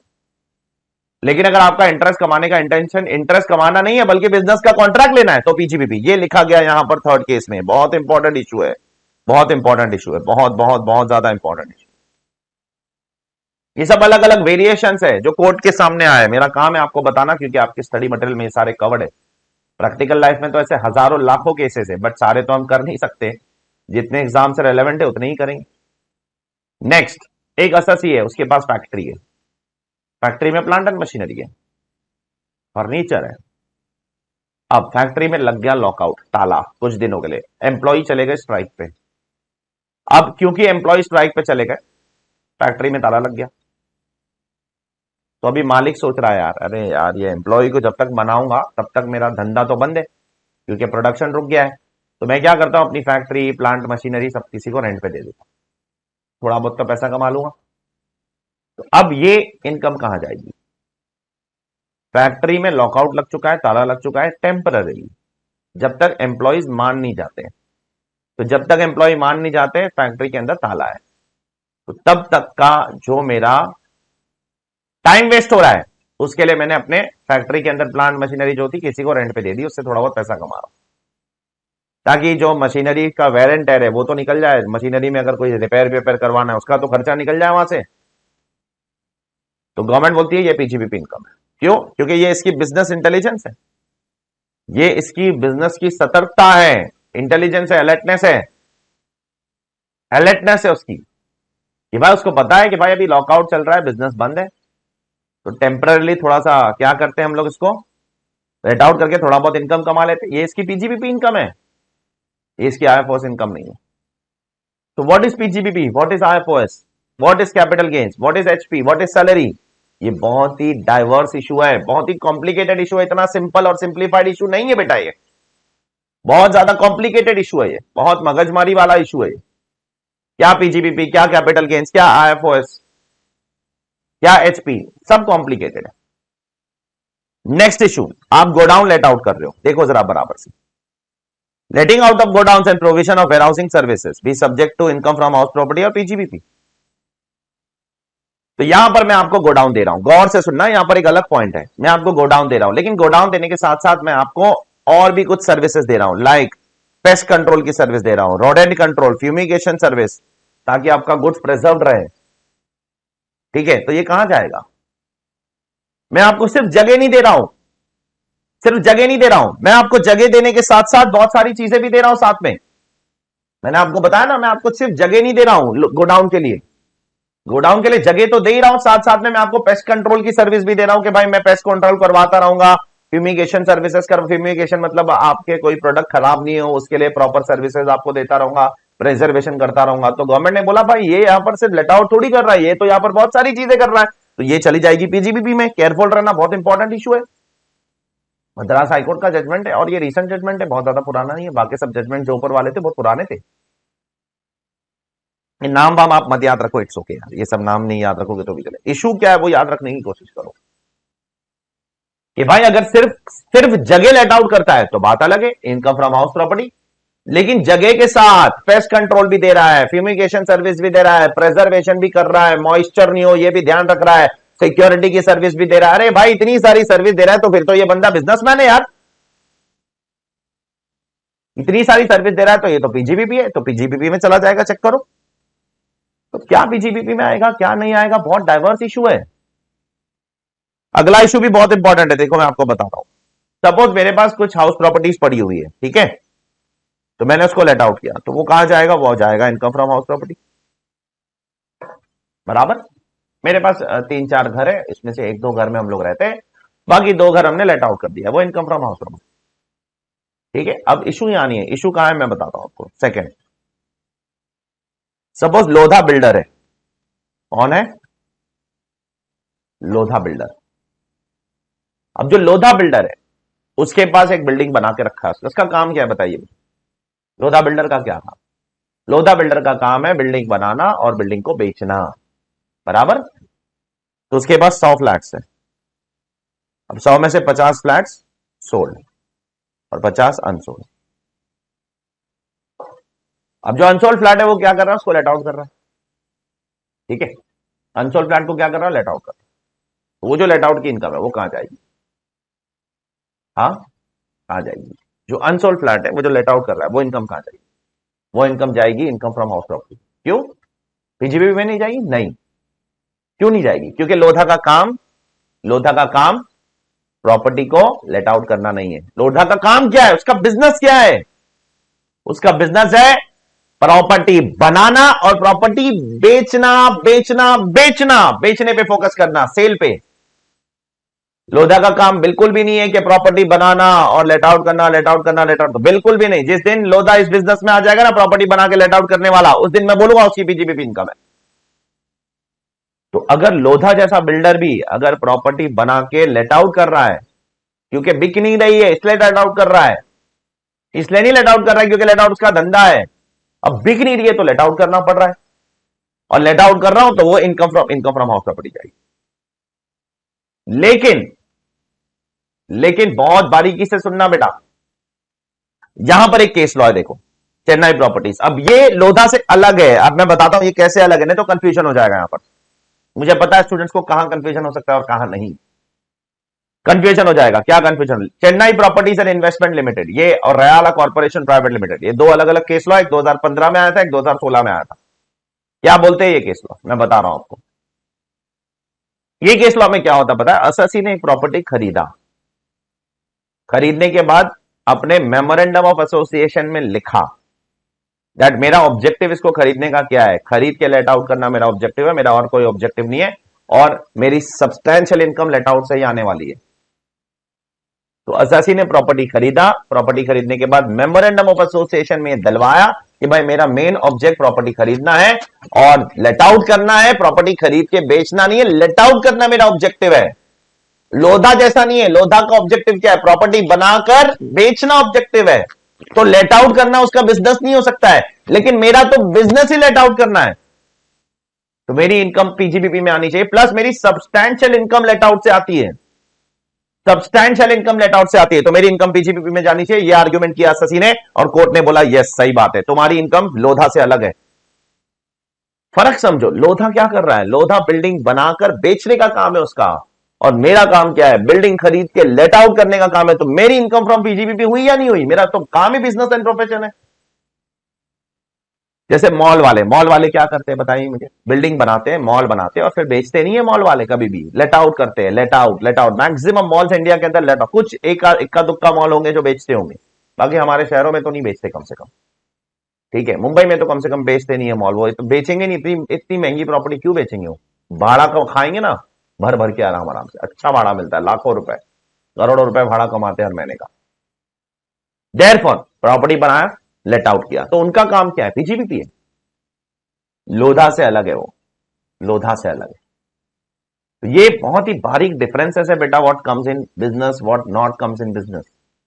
देखो ना यहां पर कितने अलग अलग वेराइटीज है। अगर आप एक ह्यूज लैंड को प्लॉट में डिवाइड करके बेचते हो तो वो आपकी बिजनेस थोड़ी है, वो कैपिटल गेन्स है। हाँ, वही लैंड पे कॉलोनी कंस्ट्रक्ट करके बेचते हो तो पीजीबीपी। इंटरेस्ट आईएफओएस में भी आ सकता है, पीजीबीपी में भी आ सकता है, डिपेंड्स। प्लांट एंड मशीनरी को लेट आउट कर रहे हो बिकॉज फैक्ट्री में लॉकआउट है, पीजीबीपी वो आपका बिजनेस इंटेलिजेंस है, उसको टेक्निकल वर्ड में बोला जाता है बिजनेस एक्सपीडियंसी, बिजनेस एक्सपीडियंसी बोला जाता है उसको। आप गोडाउन लेट आउट कर रहे हो लेकिन उसके साथ बहुत सारी सर्विस दे रहे हो, तो फिर वो हाउस प्रॉपर्टी नहीं बोली जा सकती है, वो पीजीबीपी हो जाएगी। लोधा अगर प्रॉपर्टी लेट आउट करता है, इनकम फ्रॉम हाउस प्रॉपर्टी, आप प्रॉपर्टी लेट आउट करते हो, इनकम फ्रॉम हाउस प्रॉपर्टी, लेकिन Chennai property property let out करता है जो खरीदा ही लेट आउट करने के लिए है, तो इनकम फ्रॉम पीजीबीपी। क्लियर? तो ये कुछ इश्यूज थे with respect to what is business, what is not, क्या बिजनेस में आएगा, क्या बिजनेस में नहीं आएगा, क्या पीजीबीपी में आएगा, क्या एचपी में जाएगा, क्या पीजीबीपी में आएगा, क्या आईएफओएस में जाएगा, क्या पीजीबीपी में आएगा, क्या सीजी में जाएगा, ये कुछ इश्यूज थे। Now coming to the second part, profits and gains from what, business and profession हो गया। Now what do you mean by profits and gains? तो उसके कुछ कैरेक्टरिस्टिक्स गवर्नमेंट ने दिए। पहला, प्रॉफिट्स एंड गेन्स रेवेन्यू होना चाहिए। कैसा होना चाहिए? रेवेन्यू, कैपिटल नहीं चलेगा, नहीं चलेगा। अगर कैपिटल प्रॉफिट्स को चार्ज करना है तो आपको स्पेशल चार्जिंग सेक्शंस बनाने पड़ेंगे, जो मैंने आपको शुरुआत में बोला, दो किस्म के चार्जिंग सेक्शन है, एक जनरल, एक स्पेशल। तो अगर कैपिटल प्रॉफिट्स को गवर्नमेंट को चार्ज करना है, स्पेशल चार्जिंग सेक्शन बनाना पड़ेगा। यहां पर तो सेक्शन 28(1) में चार्ज नहीं हो सकता है, ठीक है, नहीं चार्ज हो सकता, ठीक है, ये पहली चीज है। तो कैपिटल रिसीट्स अगर कुछ मिलता है आपको, capital receipts are not covered here, will not be taxable over here. Capital receipts यहां पर टैक्सेबल नहीं है। 28(1) में प्रॉफिट का मतलब रेवेन्यू प्रॉफिट, ओके। कैसा प्रॉफिट? प्रॉफिट मतलब सिर्फ रेवेन्यू, रेवेन्यू और रेवेन्यू प्रॉफिट, कैपिटल प्रॉफिट नहीं आएगा। दूसरा, प्रॉफिट्स लीगल बिजनेस से भी आ सकते हैं, इलीगल बिजनेस से भी आ सकते हैं, उससे हमको कोई फर्क नहीं पड़ता। अगर आप लीगल बिजनेस कर रहे हो तो आपसे तो टैक्स लेंगे ही। अगर इलीगल बिजनेस कर रहे हो, जैसे गुजरात में बोला गया है कि शराब नहीं बेचना है, फिर भी आप शराब बेचते हो गुजरात में, पकड़े जाते हो। गुजरात में शराब बैन है ना, बिहार में शराब बैन है, ये दो स्टेट्स में शराब बेचना अलाउड नहीं है, बैन है। तो फिर भी अगर आप बेचते हो और पकड़े जाते हो तो गवर्नमेंट क्या आपसे टैक्स नहीं लेगी? लेगी, क्यों नहीं लेगी, क्यों छोड़ेगी आपको? छोड़ने वाले कुछ नहीं हम आपको, ठीक है। थर्ड, प्रॉफिट्स में अराइज इन कैश और काइंड, प्रॉफिट्स कैश में भी आ सकता है, काइंड में भी आ सकता है, उससे फर्क नहीं पड़ता है। कैश में भी अगर आपको पैसा मिलता है तो भी टैक्स देना है, कैश मतलब मॉनेटरी, और काइंड में भी पैसा मिलता है तो भी टैक्स देना है, नॉन मॉनेटरी। और चौथा और आखिरी पॉइंट, तो अभी तक 3 पॉइंट क्या बोला मैंने? प्रॉफिट्स रेवेन्यू होने चाहिए, लीगल इलीगल, कैश काइंड। चौथा, profits must be real profits, बहुत इंपॉर्टेंट पॉइंट है। अगर पीजीबीपी में चार्ज करना है तो प्रॉफिट्स रियल होने चाहिए, प्रॉफिट्स नोशनल नहीं होने चाहिए, डीम्ड नहीं होने चाहिए, एंटिसिपेटेड नहीं होने चाहिए, रियल प्रॉफिट्स होने चाहिए, रियल। रियल प्रॉफिट मतलब सेल कंसिडरेशन एक्चुअल होना चाहिए, एक्सपेंसेस एक्चुअल होना चाहिए, तो प्रॉफिट एक्चुअल आएगा। अगर सेल फिक्शनल है, एक्सपेंस फिक्शनल है, तो प्रॉफिट भी फिक्शनल हो जाएगा। तो actual sale, actual expenses, profit actual.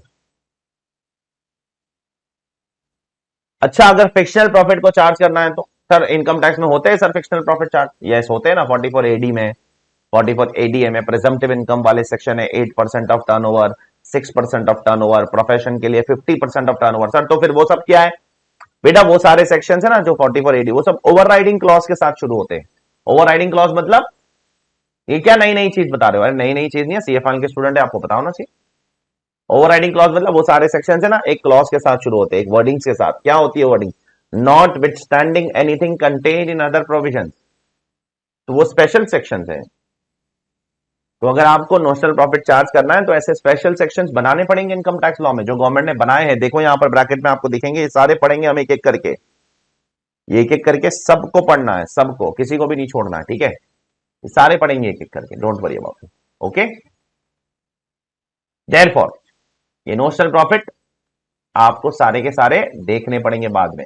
आपने प्रैक्टिकल लाइफ में भी किया होगा, 44 एडी किया होगा, 8% of turnover, 6% of turnover, 44 ADA भी किया होगा, एई भी किया होगा। एडीए और एडी ज्यादा किया होगा, एई वो ट्रक वाला है, और बाकी आगे जो बी वाले सीरीज है वो नॉन रेसिडेंट में आ जाएगी, वो अभी वो प्रैक्टिकल लाइफ में इतना नहीं किया होगा। दो ही किया होगा, एडी और एडीए, ठीक है। तो प्रॉफिट्स के 4 पॉइंट आपको दिमाग में रखने बस। प्रॉफिट्स रेवेन्यू होना चाहिए, कैपिटल नहीं। प्रॉफिट्स रियल होना चाहिए, फिक्शनल नहीं। अगर फिक्शनल प्रॉफिट को चार्ज करना है तो फिर जाओ वो स्पेशल सेक्शंस के अंदर। प्रॉफिट्स लीगल इलीगल बिजनेस दोनों से आ सकता है। प्रॉफिट्स कैश काइंड दोनों से आ सकते हैं, ठीक है।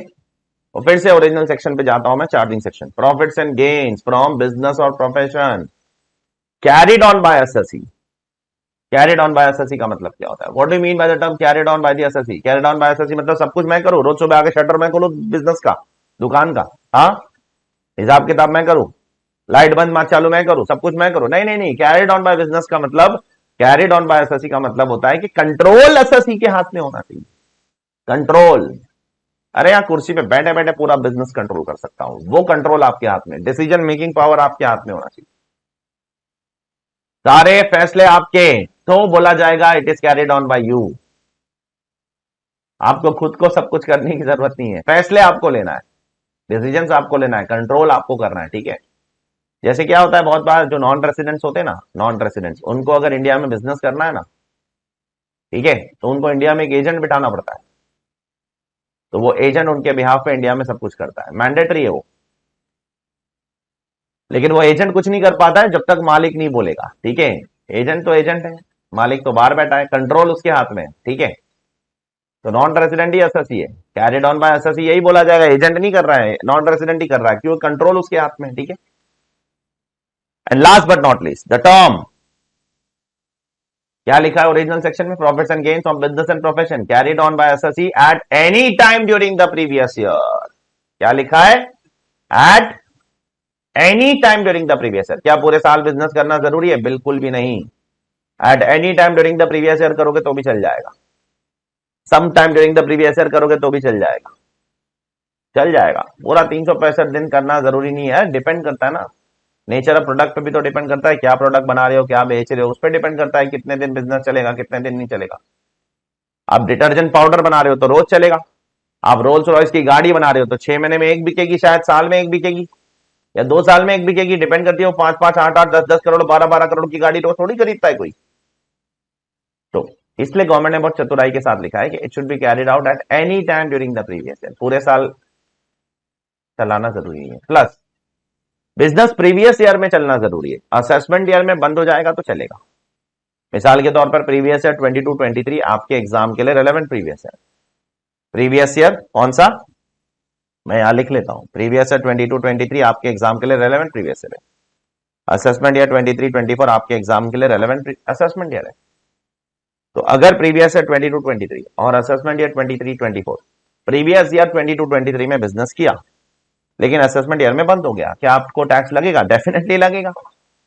लॉ ये थोड़ी बोलता है कि बिजनेस असेसमेंट ईयर में होना चाहिए, लॉ ये बोलता है business should be carried out at any time during the previous year. Previous year में कैरी ऑन होना जरूरी है, असेसमेंट ईयर में जरूरी नहीं है, ठीक है। तो असेसमेंट ईयर में बंद भी हो सकता है, ठीक है। तो ये है आपका सेक्शन 28 चार्जिंग सेक्शन, जिसमें हमने किन किन चीजों पे बात की है बेटा? पॉइंट नंबर 1 बात कर लिया, पॉइंट नंबर 2 बात कर लिया, पॉइंट नंबर 3 बात कर लिया, पॉइंट नंबर 4 बात कर लिया, और पॉइंट नंबर 5 भी बात कर लिया, ठीक है। तो चलिए आगे बढ़ते। एक बार ये पता चल गया कि आपकी इनकम पीजीबीपी में कवर्ड है, तो अभी अपना अगला स्टेप क्या होना चाहिए, ठीक है। आप खुद सोचो कि एक बार आपको ये पता चल गया यस मैं जो कर रहा हूं वो पीजीबीपी है 100%, तो अगला स्टेप क्या होना चाहिए? अगला स्टेप आपका होना चाहिए कि अब आपको पीजीबीपी इनकम कंप्यूट करना सीखना पड़ेगा कि how to compute PGBP income. तो how to compute PGBP income, that is given in section 29। और जब मैं सेक्शन 29 पढ़ता हूं बहुत ही प्यारा सा आंसर मुझे मिलता है। इतना बड़ा सवाल, इतना महान सवाल, इतना इंपॉर्टेंट सवाल, how to compute PGBP income, उसका जवाब देखो कितना तुच्छा सा, कितना छोटा सा, कितना मामूली सा।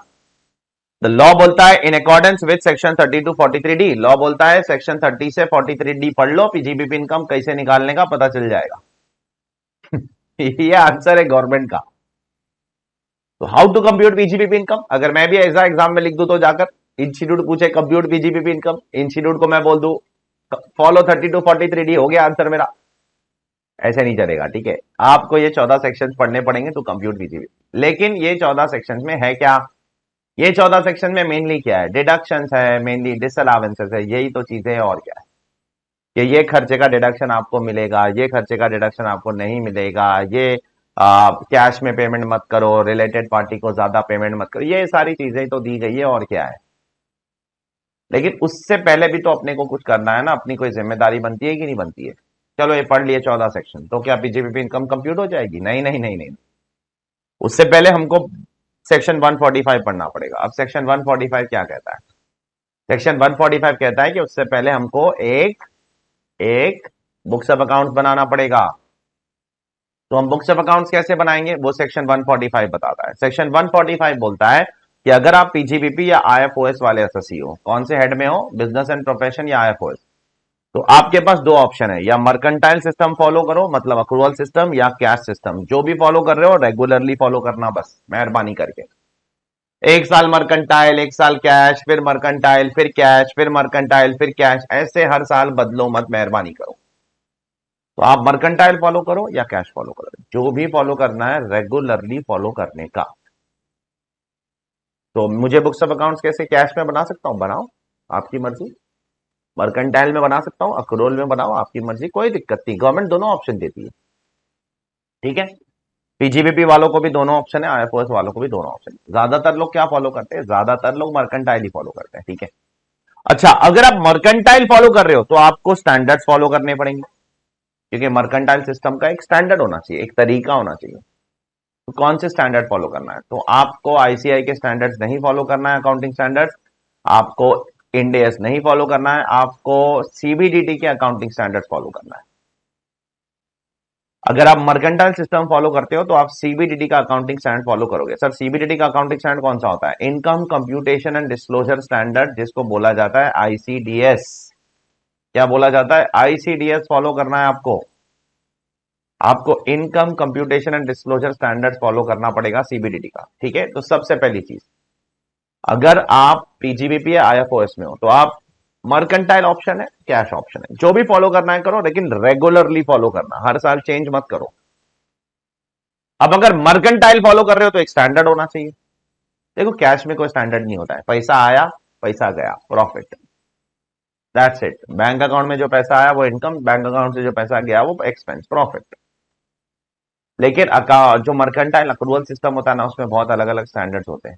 जैसे इंडिया के अंदर ही है, कुछ लोग इंड एस फॉलो करते हैं, कुछ लोग अकाउंटिंग स्टैंडर्ड फॉलो करते हैं। ग्लोबल लेवल पे कुछ लोग आईएफआरएस फॉलो करते हैं, कुछ लोग यूएस गैप फॉलो करते हैं, है ना अलग अलग स्टैंडर्ड्स। मैं कौन सा स्टैंडर्ड फॉलो करूं भाई, आप कुछ भी मत फॉलो करो, आप सीबीडीटी का दिया गया आईसीडीएस फॉलो करो, चलो ठीक है। और अगर आप ठीक से फॉलो नहीं करोगे ना, ये सब चीज ठीक से ये सब नहीं करोगे जो इधर लिखा गया है, तो फिर गवर्नमेंट ने असेसिंग ऑफिसर को पावर दिया है कि वो आपके अगेंस्ट बेस्ट जजमेंट असेसमेंट कर सकता है। कौन सा असेसमेंट, बेस्ट जजमेंट, जो बहुत ही खतरनाक असेसमेंट होता है। आगे जाकर हम लोग असेसमेंट प्रोसीजर के चैप्टर में पढ़ेंगे, डोंट वरी। आज मैं उसमें बात नहीं कर पाऊंगा क्योंकि वो एक अपने में एक अलग से एक नया डिस्कशन है। तो आपको ये जो यहां पर लिखा गया है ये रेगुलरली फॉलो करना है, और रेगुलरली फॉलो करो। स्टैंडर्ड्स फॉलो करना, आईसीडीएस बराबर से फॉलो करो, नहीं तो एओ आपके ऊपर चढ़ के बैठेगा और आपके ऊपर लगा देगा क्या, 144 144 लगा देगा आपके ऊपर बेस्ट जजमेंट असेसमेंट। ठीक है, तो बुक्स ऑफ अकाउंट्स मेंटेन करना पहले जरूरी है, उसी के बाद आप 32 43 डी के अंदर आओगे। तो एक बार आपने बुक्स बना ली, अब वो तो आपको बनाना नहीं एग्जाम के अंदर, वो तो इंस्टीट्यूट आपको देगा ना, पीएनएल तो वो लोग ही देंगे आपको। ठीक है, आपको जो करना है वो पीजीबीपी के इफेक्ट्स देना है, आपको पीएनएल नहीं बनाना एग्जाम में। ऐसा नहीं क्वेश्चन आने वाला है कि पहले आईएफआरएस के हिसाब से या इंड एस के हिसाब से एक पीएनएल बनाओ, फिर उसके बाद पीजीबी, ऐसा सब कुछ नहीं आएगा, इतना बड़ा क्वेश्चन नहीं आ सकता और आएगा भी नहीं। पीएनएल एग्जाम में रेडीमेड होगा, आपको क्या करना है, अपनी तरफ से उस पीएनएल को पकड़ना है और क्या करना है उसको, उसके अंदर एडलेस देखो कौन से डिडक्शन अलाउड है, कौन से नहीं अलाउड है, उस हिसाब से एडजस्टमेंट करना है। सम्स करेंगे तब देख लेंगे, डोंट वरी। ठीक है, अब अगला सवाल जो यहां पर है, सर क्या है 32 43 डी में ऐसा, अरे दो चीजें मेनली, एक डिडक्शन एक डिसअलावेंस। तो ज्यादा बड़ा क्या है, ज्यादा बड़ा डिडक्शन है, डिसअलावेंस छोटा पार्ट है। डिसअलावेंस इतना बड़ा पार्ट नहीं, जो बड़ा पार्ट है वो डिडक्शन ही है, डिसअलावेंस तो छोटा सा पार्ट है। तो डिडक्शंस कहां से कहां तक शुरू होते हैं, तो चलो मैंने यहां पर डिडक्शंस का पूरा बाइफर्गेशन कर दिया है। सेक्शन 30 से 37 के बीच में सारे डिडक्शंस हैं।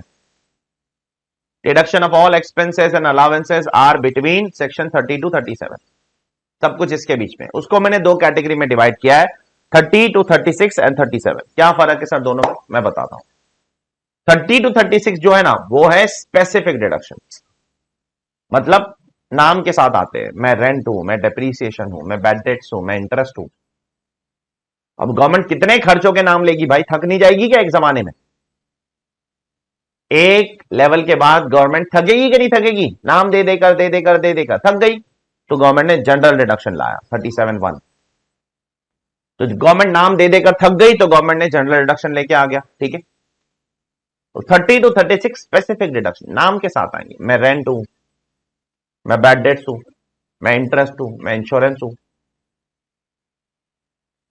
मैं प्रोविजन फॉर बैड डेट्स हूं। बहुत ही स्पेसिफिक नाम के साथ आएंगे। अब जब गवर्नमेंट नाम ले लेके थक गई, तो जनरल डिडक्शन लेकर आ गई।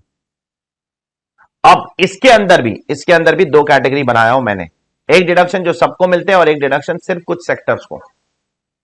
जैसे आपने सीए इंटर में भी पढ़ा होगा, कुछ डिडक्शन सिर्फ सेक्टर्स को मिलते हैं। होटल बनाने वालों को, हॉस्पिटल बनाने वालों को, साइंटिफिक रिसर्च वालों को। याद है आपको सीए इंटर में किया होगा ये कुछ डिडक्शन, तो वो सेक्टर वाइज डिडक्शन है। और कुछ डिडक्शन सबको मिलेंगे। डेप्रिसिएशन सबको मिलता है, रेंट का डिडक्शन सबको मिलता है, बैड डेट्स का डिडक्शन सबको मिलता है। उस हिसाब से आपको पहले अपने दिमाग के अंदर ये सेग्रीगेशन क्रिएट करना है। ये 30 to 37 सारे डिडक्शन है, उसमें दो कैटेगरी, 30 to 36 ऑल, सबको मिलेगा। और 30 to 36 sorry specific deduction, 37 general. जो यहां नहीं आएगा वो यहां आ जाएगा। अच्छा, स्पेसिफिक डिडक्शन में भी दो कैटेगरी, एक सबको मिलता है, एक कुछ सेक्टर्स को, ठीक है। तो इस हिसाब से सेग्रीगेशन पहले आपको करना पड़ेगा, ठीक है। तो चलिए शुरू करेंगे अभी हम लोग अपना पहला सेक्शन, पहला डिडक्शन। डिडक्शन से शुरू करेंगे, बाद में डिसअलावेंस देखेंगे।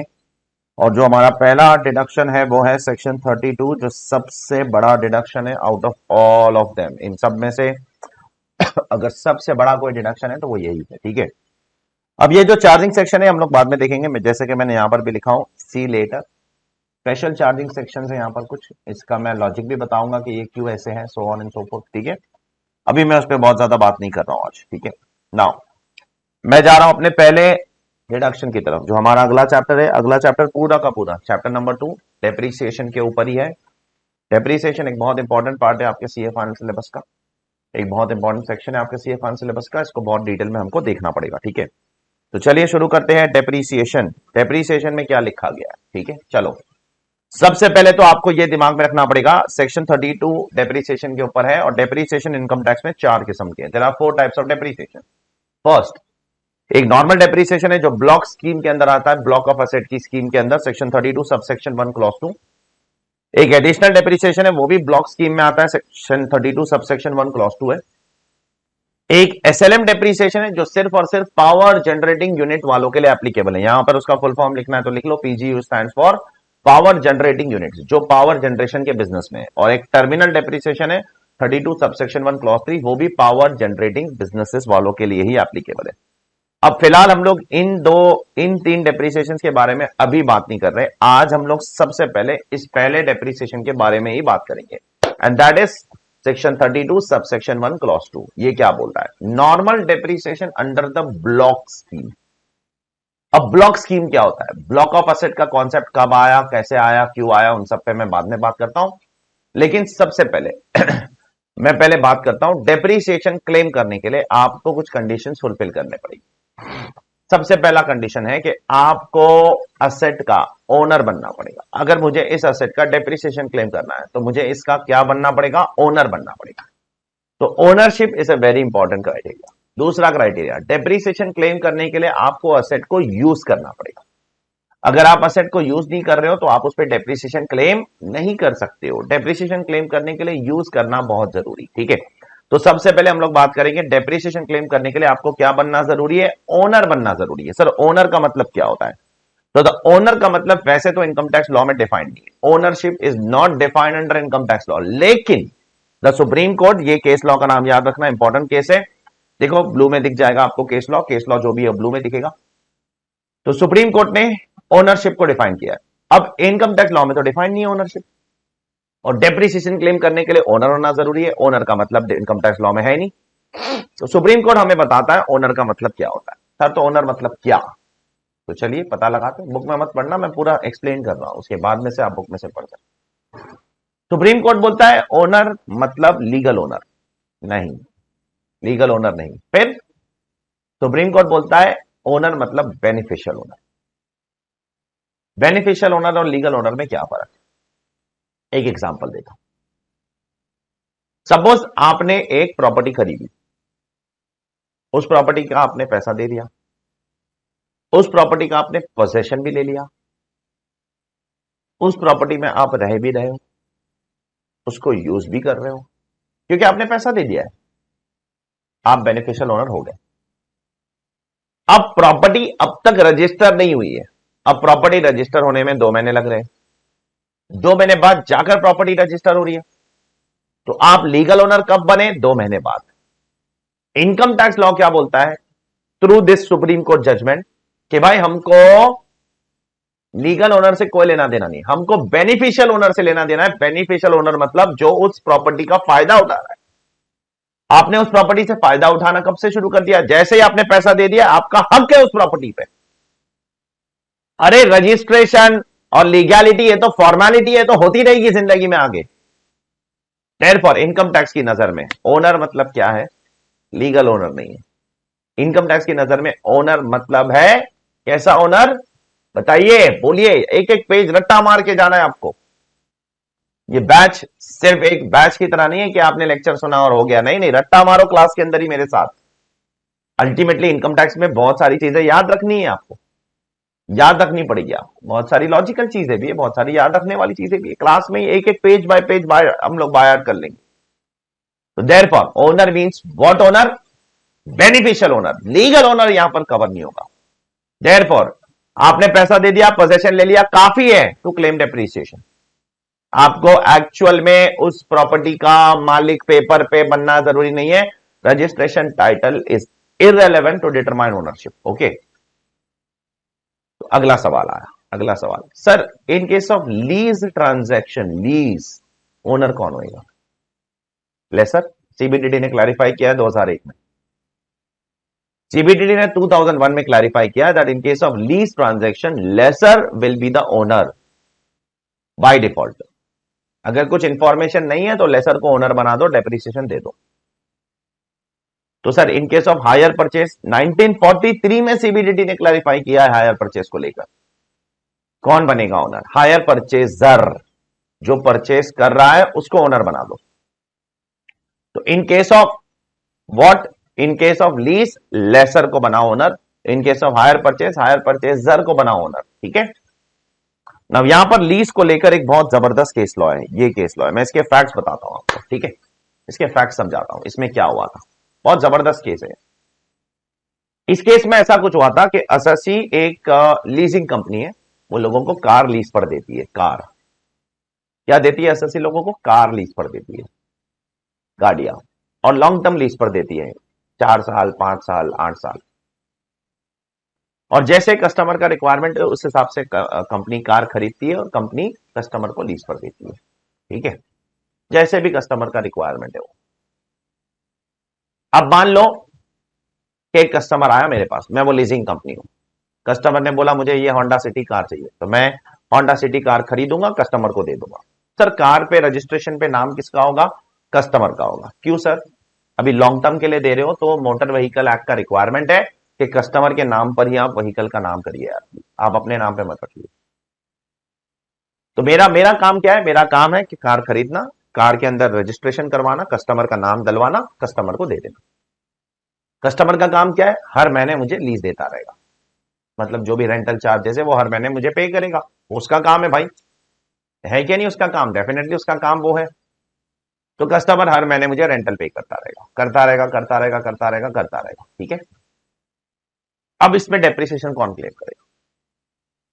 असेसिंग ऑफिसर बोलता है कंपनी क्लेम नहीं कर सकती है। क्यों? ठीक है, प्रॉपर्टी में रजिस्ट्रेशन सर्टिफिकेट में कस्टमर का नाम है। अरे वो तो सिर्फ और सिर्फ मोटर व्हीकल एक्ट का रिक्वायरमेंट है। तो सुप्रीम कोर्ट ने बोला रुक जाओ। सुप्रीम कोर्ट ने बोला अग्रीमेंट लाओ, दोनों के बीच में अग्रीमेंट तो होगा ना, लीज पे दे रहे हो तो अग्रीमेंट बनाया कि नहीं बनाया? बनाया। सुप्रीम कोर्ट बोला अग्रीमेंट खोलो, अग्रीमेंट खोला गया। अग्रीमेंट के अंदर देखा गया तो ये लिखा गया है कि at the end of lease period, जैसे ही लीज पीरियड खत्म हो जाएगा, कस्टमर को गाड़ी लौटानी होगी, पहली चीज। इसका मतलब क्या हुआ? ओनर कौन है? उसका मतलब ओनर कंपनी है ना। जब गाड़ी लौटानी है तो फिर कंपनी, वो कैसे ओनर हुआ? फिर अगर मैं आपको गाड़ी लीज पर दे रहा हूं और आपको 5 साल के बाद गाड़ी लौटानी है, तो आप ओनर कैसे हुए फिर? आप कैसे ओनर हुए? असेसिंग ऑफिसर का एक और आर्ग्यूमेंट भी था कि गाड़ी थोड़ी कंपनी यूज कर रही है, गाड़ी तो कस्टमर यूज कर रहा है। तो जज ने बोला, बेवकूफ असेसिंग ऑफिसर, लीजिंग बिजनेस है अगर किसी का, तो वो खुद गाड़ी थोड़ी चलाएगा। वो गाड़ी तो लीज पर ही देगा ना, सामने वाला कस्टमर ही चलाएगा ना गाड़ी। यूज का मतलब ये नहीं होता है कि खुद को यूज करना है, यूज का मतलब ये होता है कि बिजनेस में यूज करना है। और लीजिंग कंपनी के लिए गाड़ी लीज आउट करना ही उसका यूज है ना। अरे भाई, अगर मेरी हायर की कंपनी है, लीज पे देने वाली कंपनी है, तो गाड़ी को लीज पर देना ही तो मैं कहूंगा ना कि मैं गाड़ी को यूज कर रहा हूं अपने बिजनेस के लिए। तो कोर्ट ने बोला, यूज का ये मतलब नहीं है कि एसएससी खुद यूज करे, यूज का मतलब ये है it should be used in the course of business. Therefore court ने बोला कि एसएससी ओनर है, भले टाइटल रजिस्ट्रेशन सामने वाले का है, तो क्या हुआ, वो तो मोटर व्हीकल एक्ट का रिक्वायरमेंट है। और वो भी क्यों होता है पता है? क्योंकि आप 5 साल के लिए किसी को गाड़ी पे दे रहे हो, गाड़ी लीज पर दे रहे हो, तो बेटर है ना सामने वाले का ही नाम हो। क्यों? क्योंकि उसने कुछ क्राइम किया, एक्सीडेंट किया, ये सब किया, तो उसके ऊपर ही ब्लेम आना चाहिए ना, कंपनी क्यों लेगी ब्लेम? इसलिए मोटर व्हीकल एक्ट कहता है कि भाई ये लीज लीज के पीरियड में ये व्हीकल उसके नाम पे, बाकी बाद में तो वो लौटा रहा है प्रॉपर्टी पूरी की पूरी, वो आपको कार लौटा देगा 5 साल बाद, तो आप कैसे ओनर हुए? ओनर तो कंपनी हुई फिर। देयरफॉर ये जबरदस्त केस लॉ था जिसमें कोर्ट ने बोल दिया कि भाई एसएससी ही ओनर है, लीजिंग कंपनी ओनर है, क्योंकि कार लौटा रहा है। सेकेंडली, वो अपने बिजनेस के कोर्स में कार को यूज कर रहा है लीज आउट करके। थर्डली, सामने वाले के नाम पे टाइटल है, वो मैटर नहीं करता है, कंट्रोल मेरे हाथ में है। मैं चाहूं तो कभी भी कार वापस ले सकता हूं अगर उसने पेमेंट नहीं किया तो। 5 साल तक उसको मुझे रेंटल देना है ना हर महीने, अब नहीं पेमेंट किया तो मैं कार वापस ले सकता हूं कि नहीं ले सकता हूं? डेफिनेटली ले सकता हूं। तो ये सारे क्राइटेरिया दिमाग में रख के कोर्ट ने बोला कि भाई the lessor company is what the owner, and the lessor company को मिल जाएगा डेप्रिसिएशन। तो किसको डेप्रिसिएशन मिलेगा, किसको नहीं मिलेगा, ये सब चीजें फैक्ट्स पे डिपेंड करती है। प्रैक्टिकल लाइफ में ये सारे मुद्दे उठेंगे, लिटिगेशन उठेंगे, और फैक्ट्स के हिसाब से आपको इसका आंसर देना होगा प्रैक्टिकल लाइफ में। एकेडमिक लाइफ में सेम टू सेम चीज एग्जाम में आ जाएगी, इतना कोई कॉम्प्लिकेटेड नहीं है academic life. Yes, practical life complicated है बहुत। ठीक है, तो मैंने क्या बताया अभी आपको, डेप्रिसिएशन क्लेम करने के लिए ओनर होना जरूरी है। ओनर मतलब कैसा ओनर? Beneficial owner. क्या लीगल ओनर जरूरी है? नहीं। क्या रजिस्ट्रेशन जरूरी है? नहीं। क्या टाइटल जरूरी है? नहीं। फिर मैंने आपको बताया लीज ट्रांजैक्शन में लेजर गेम क्लेम करेगा और हायर परचेज ट्रांजैक्शन में हायर परचेजर क्लेम करेगा। फिर मैंने आपको बताया कि भाई ये केस में क्या हुआ था। ठीक है, अब दूसरा condition to claim depreciation is, depreciation claim करने के लिए आपको असेट को यूज करना भी उतना ही जरूरी है। जरूरी है। आप अगर असेट यूज नहीं करोगे तो डेप्रिसिएशन नहीं मिलने वाला। ठीक है, तो यूज मतलब क्या? यूज का मतलब भी गवर्नमेंट ने बोला है कि यूज में दोनों किस्म के यूज आएंगे, underline, active as well as passive, दोनों यूज आ जाएंगे। जैसे ये कंप्यूटर मेरे सामने पड़ा है, ये एक्टिवली यूज हो रहा है। क्यों? क्योंकि इससे मैं रिकॉर्ड कर रहा हूं भाई। ठीक है, ये जो कैमरा मेरे सामने, ये एक्टिवली यूज हो रहा है, इससे रिकॉर्ड हो रहा है। जो माइक है, ये एक्टिवली यूज हो रहा है, रिकॉर्ड हो रहा है।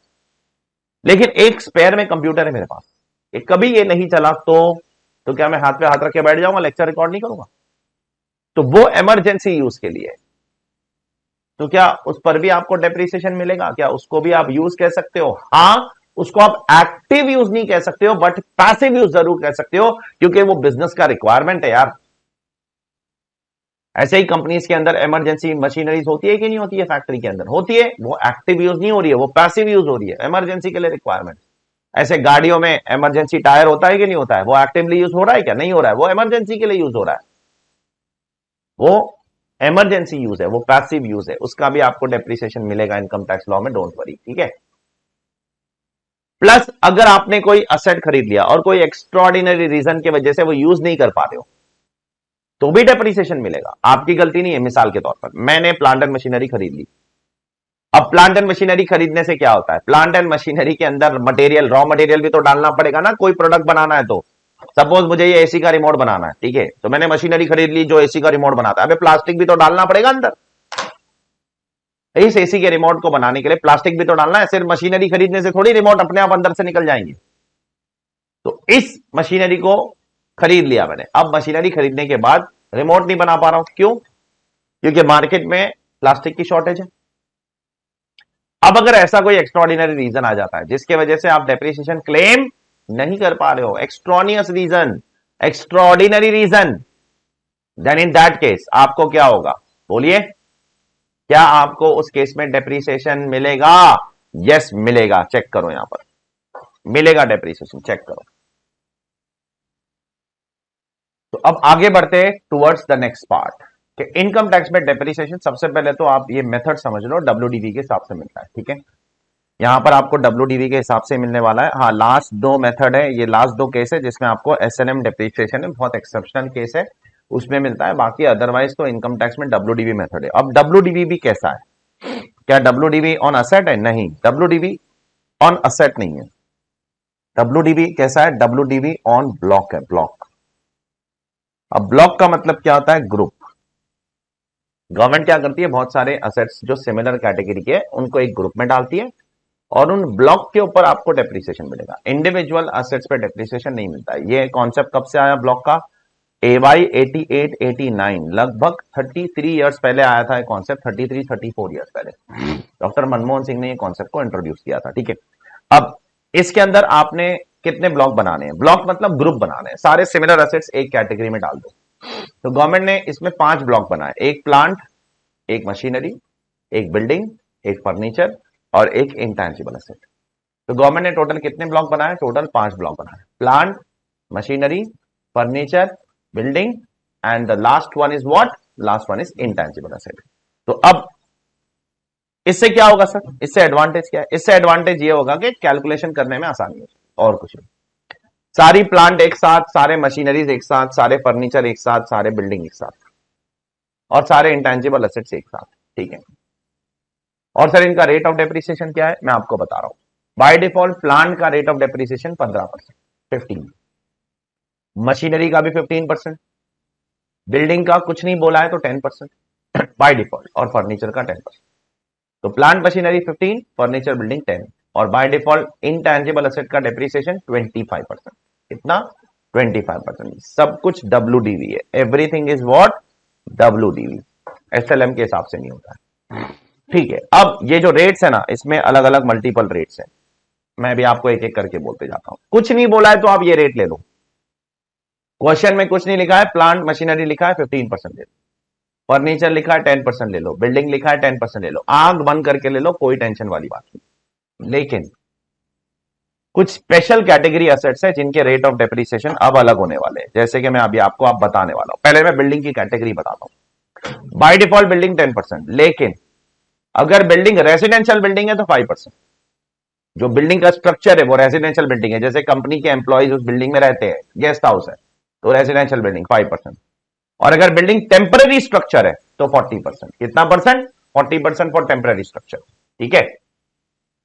कमिंग टू फर्नीचर, फर्नीचर में कोई कैटेगरी नहीं है, फर्नीचर में एक ही कैटेगरी है 10%, दैट्स इट, उसमें कोई अलग रेट नहीं है। बिल्डिंग में 3 अलग रेट हो गए अभी, बाय डिफॉल्ट 10%, टेम्पररी स्ट्रक्चर 40%, और अगर बिल्डिंग आपकी रेजिडेंशियल बिल्डिंग है तो 5%, ओके। अब प्लांट एंड मशीनरी में बहुत कैटेगरी है।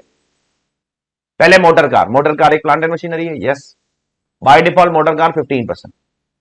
लेकिन अगर आपका बिजनेस है of running them on hire, मतलब आप ओला, उबर या तो ट्रांसपोर्ट बिजनेस में हो, आपका काम ही है गाड़ी चलाना, ठीक है, आप रोड ट्रांसपोर्ट बिजनेस में हो, बस वाले हो, ठीक है, कार वाले हो, तो इन that case your rate will be 30%।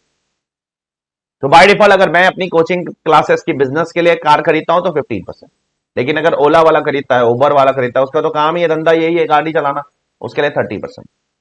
अब इसमें एक और रिलैक्सेशन, अगर आपने गाड़ी, मोटर व्हीकल, सुन लो गौर से, 23 अगस्त 2018 से लेकर, सॉरी 23 अगस्त 2019 से लेकर, ये डेट देखो, 23 अगस्त 2019 से लेकर 31 मार्च 2020 के बीच में अगर गाड़ी खरीद के यूज की है, खरीदना भी इस पीरियड में, यूज भी इस पीरियड में करना है। उस पीरियड में कुछ गाड़ी, ऑटोमोबाइल सेक्टर में, कार सेक्टर में रिसेशन आया था, इसलिए गवर्नमेंट ने रिलैक्सेशन दिया था। उस टाइम पे रिसेशन आया था तो हमारी फाइनेंस मिनिस्टर ने आकर प्रेस कॉन्फ्रेंस करके रिलैक्सेशन दिया कि अगर इस पीरियड में कोई गाड़ी खरीदेगा तो उसको 15% एक्स्ट्रा डेप्रीसिएशन मिलेगा। मतलब जिसको 15 मिलता था उसको 30 मिलेगा, और जिसको 30 मिलता था उसको 45 मिलेगा, ठीक है। तो 15 वालों को 30, 30 वालों को 45, क्लियर है। नेक्स्ट, कंप्यूटर पे कितना डेप्रीसिएशन सर? 40%। कंप्यूटर और उसके पेरिफेरल सब पे 40%। Sir mobile phone 15%, be very careful, sir EPBX होता क्या है? पहली बात, वो कंपनीज के अंदर इंटरकॉम होता है ना, जो फोन लगाते हैं एक जगह से दूसरे जगह को, रिसेप्शन से आपको फोन आता है, आप रिसेप्शन को फोन कर सकते हो। वो बिल्डिंग में भी होता है, सोसाइटीज में इंटरकॉम, उसको बोलते हैं ईपीबीएक्स। तो उस पर कितना परसेंट डेप्रिसिएशन? 15%। तो मोबाइल फोन पे 15%, ईपीबीएक्स पे 15%। अच्छा, उसके बाद विंड मिल जो पावर जनरेट करने के लिए, professional books, aircraft, pollution control equipment, तो wind mill 40%, professional books 40%, aircraft 40%, pollution control equipment 40%। और आखिर में शिप्स पे कितना परसेंट डेप्रिसिएशन? शिप्स अगर है बिजनेस में यूज हो रही है, 20% डेप्रिसिएशन। तो ये कुछ चीजें आपको दिमाग में रखनी पड़ेगी, ये आपको मारना पड़ेगा रट्टा।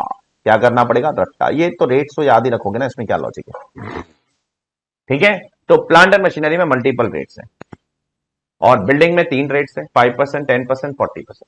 फर्नीचर में कोई रेट्स नहीं, एक ही है 10%। इंटेंजिबल एसेट में कोई ऑप्शन नहीं है, एक ही रेट है 25%। लेकिन इंटेंजिबल एसेट में से गवर्नमेंट ने अभी बहुत रिसेंटली गुडविल को बाहर कर दिया है। गुडविल पे आपको डेप्रीसिएशन नहीं मिलता है अभी। कब से नहीं मिलता है सर? प्रीवियस ईयर 2021 से नहीं मिलता है, उसके पहले मिलता था। ठीक है, तो ये केयरफुल रहना, इस पे हम लोग अलग से बात करेंगे आगे जाकर। गुडविल पे एक पूरा डिस्कशन करना है मुझे कि 2021 से गुडविल पे गवर्नमेंट ने डेप्रीसिएशन देना बंद कर दिया है। Goodwill is not subject to depreciation from 2021। Is it clear? 2021 से आपको गुडविल पे डेप्रीसिएशन नहीं मिलेगा। I hope it is clear to all of you. तो ये कैटेगरी है बेटा। तो सारे प्लांट एंड मशीनरीज को आप एक साथ डालो, सारे फर्नीचर को एक साथ घुसेड़ो, बिल्डिंग को अलग, ये ब्लॉक बना दो। ब्लॉक मतलब कैटेगरीज।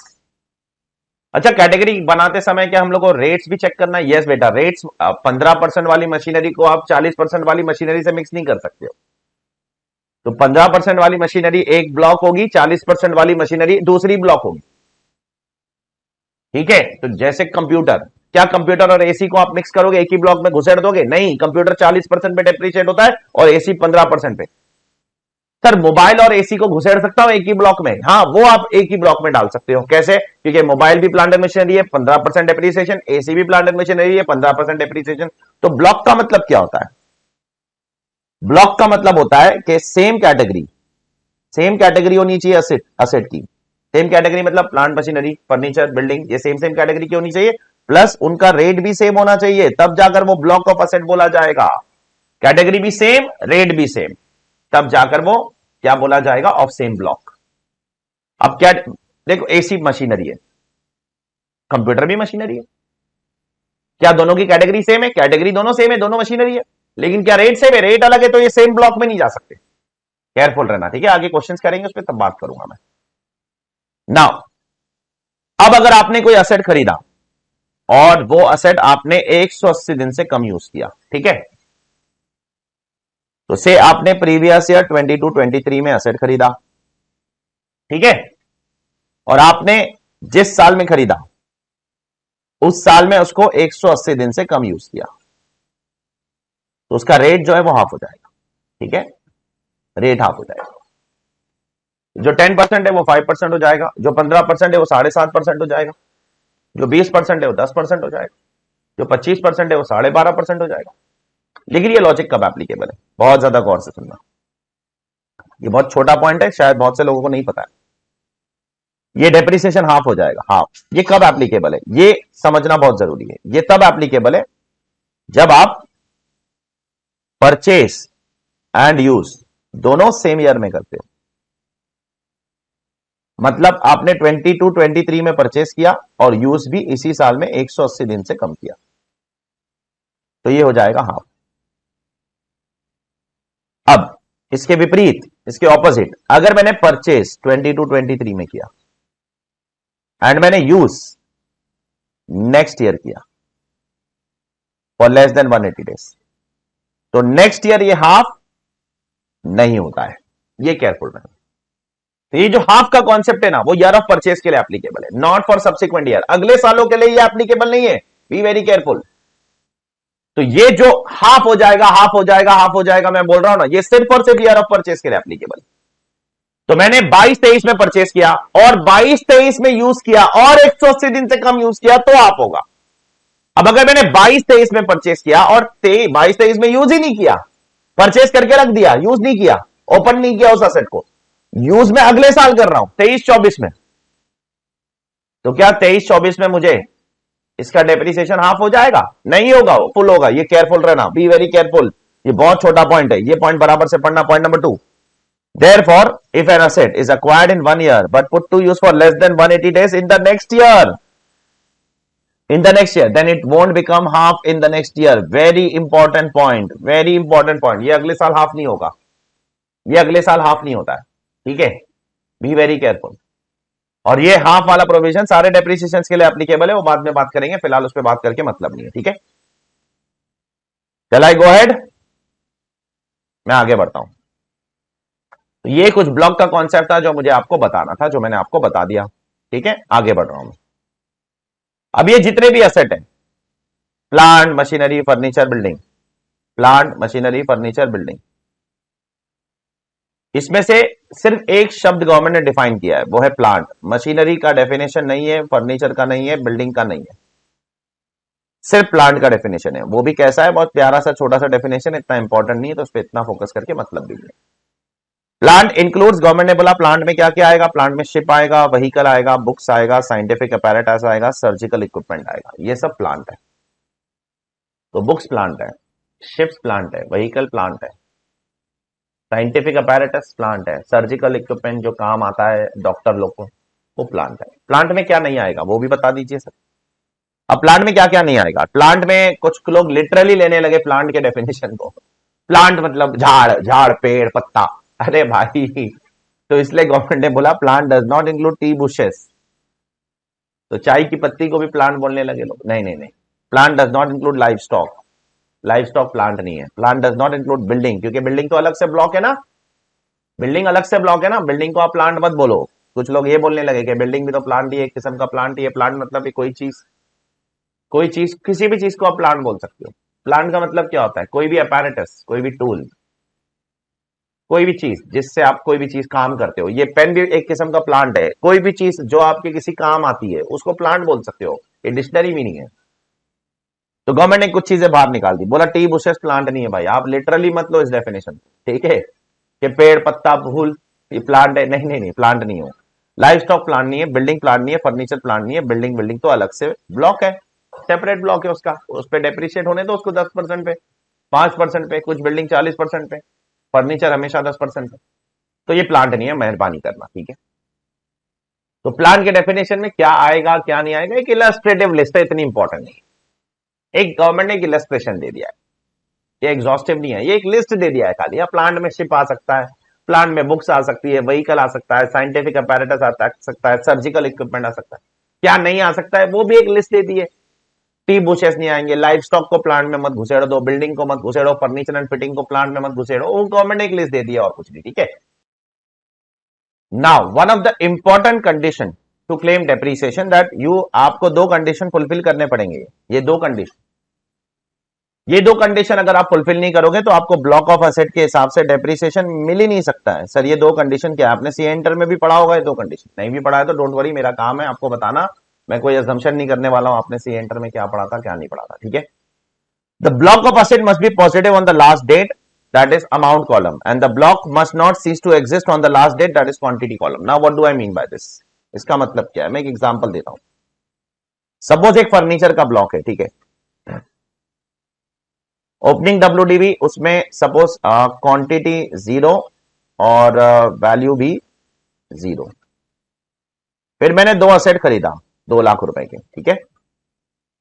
तो मेरी क्लोजिंग WDV कितनी है? 2 लाख, और असेट कितने हैं? 2 लाख। अब क्या मेरा क्वांटिटी 0 हो गया? नहीं हुआ, कंडीशन नंबर 1 फुलफिल्ड। क्वांटिटी 0 नहीं होना चाहिए। क्या मेरा वैल्यू नेगेटिव हो गया? नहीं हुआ, वैल्यू नेगेटिव नहीं होना चाहिए, condition number 2 also fulfilled, I will get depreciation, okay. अब अगर ये 0 हो जाता है या ये नेगेटिव हो जाता है तो मुझे डेप्रिसिएशन नहीं मिलेगा। जैसे मैं मिसाल के तौर पे आपको बताता हूं, सपोज मैंने ये दोनों असेट बेच दिया, ठीक है, खरीदने के बाद बेच दिया। कितने में बेचा? 1 लाख रुपए में बेच दिया। तो अब मेरी क्वांटिटी 0 हो गई, देखो, जबकि वैल्यू पॉजिटिव है क्या नहीं पॉजिटिव? क्वांटिटी 0 हो गई, मुझे डेप्रिसिएशन नहीं मिल सकता है, बिकॉज डेप्रिसिएशन क्लेम करने के लिए ब्लॉक ऑफ एसेट में क्वांटिटी 0 नहीं होना चाहिए और वैल्यू भी पॉजिटिव होना चाहिए, ठीक है। अब मैं आपको दूसरा एग्जांपल देता हूं। सपोज मैंने 2 असेट नहीं बेचा, एक ही असेट बेचा, ठीक है। एक ही एसेट बेचा तो क्वांटिटी तो अभी भी पॉजिटिव है, तो ये कंडीशन तो फुलफिल है। लेकिन अगर मैंने एक एसेट 3 लाख में बेच दिया तो 3 लाख में बेच दूंगा तो नेगेटिव हो जाएगा वैल्यू, अगर वैल्यू नेगेटिव हो गया तो भी डेप्रीसिएशन नहीं मिलता है। तो क्वांटिटी भी क्या होना चाहिए, कम से कम एक क्वांटिटी तो होनी चाहिए आपके पास 31 मार्च को।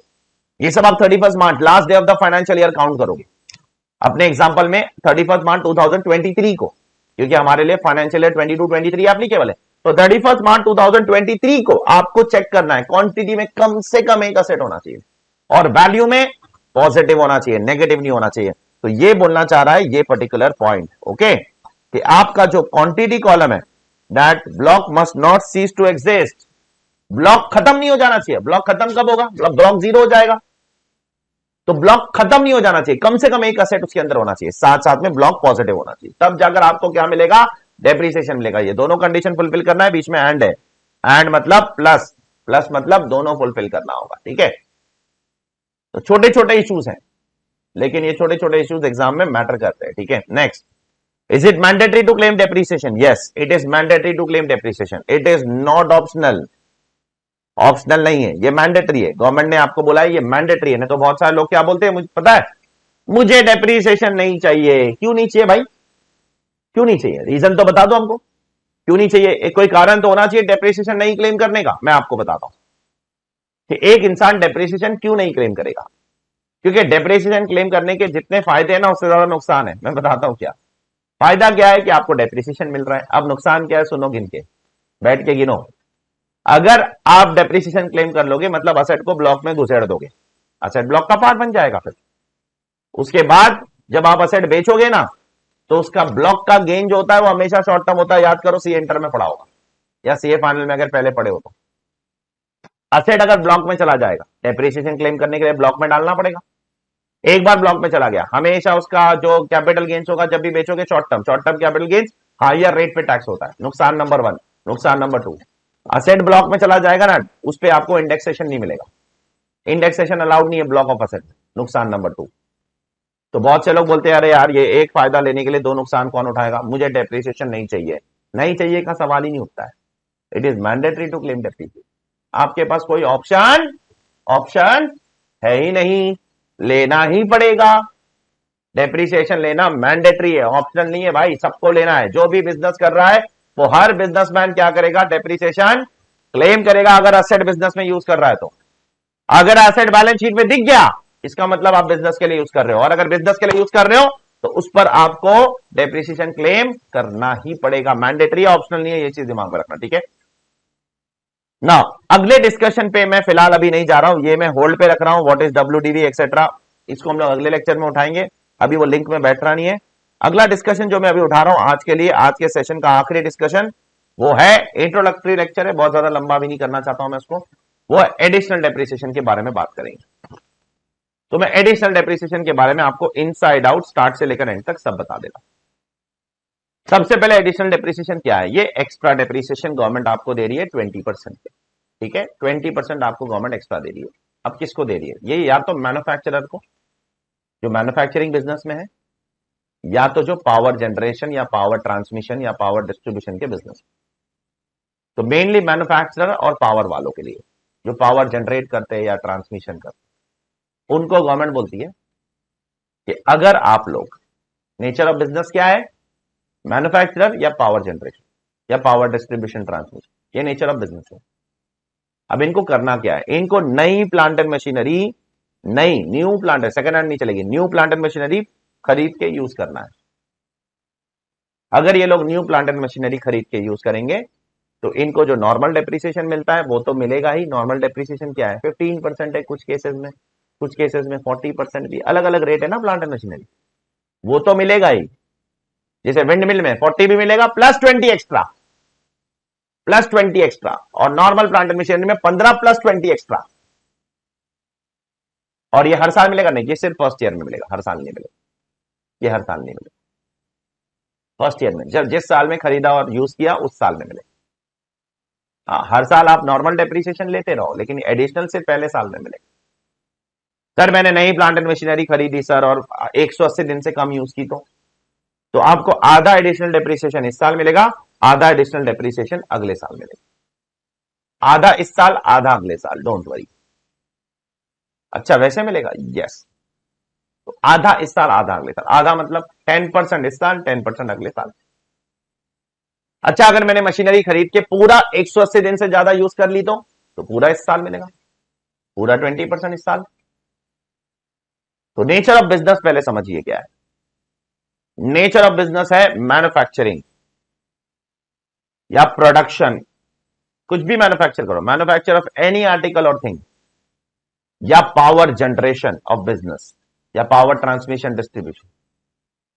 और खरीदना क्या है, नई प्लांट एंड मशीनरी खरीदना है, उसको यूज करना है। 180 दिन या उससे ज्यादा यूज किया, 180 डेज या उससे ज्यादा यूज किया तो पूरा 20% मिलेगा करंट ईयर में। और 180 डेज से कम यूज किया मतलब 179, 178, 177, तो आधा 10% इस साल 10% अगले साल। 50% ऑफ एडिशनल डेप्रिसिएशन इस साल, 50% ऑफ एडिशनल डेप्रिसिएशन अगले साल। अब एक इंडस्ट्री वालों ने एक सवाल पूछा, सर सर मैन्युफैक्चरिंग में प्रिंटिंग भी आएगा क्या, हमारी प्रिंटिंग बिजनेस है सर, हम मैन्युफैक्चरिंग बोल सकते हैं अपने आप को। गवर्नमेंट ने बोला यस।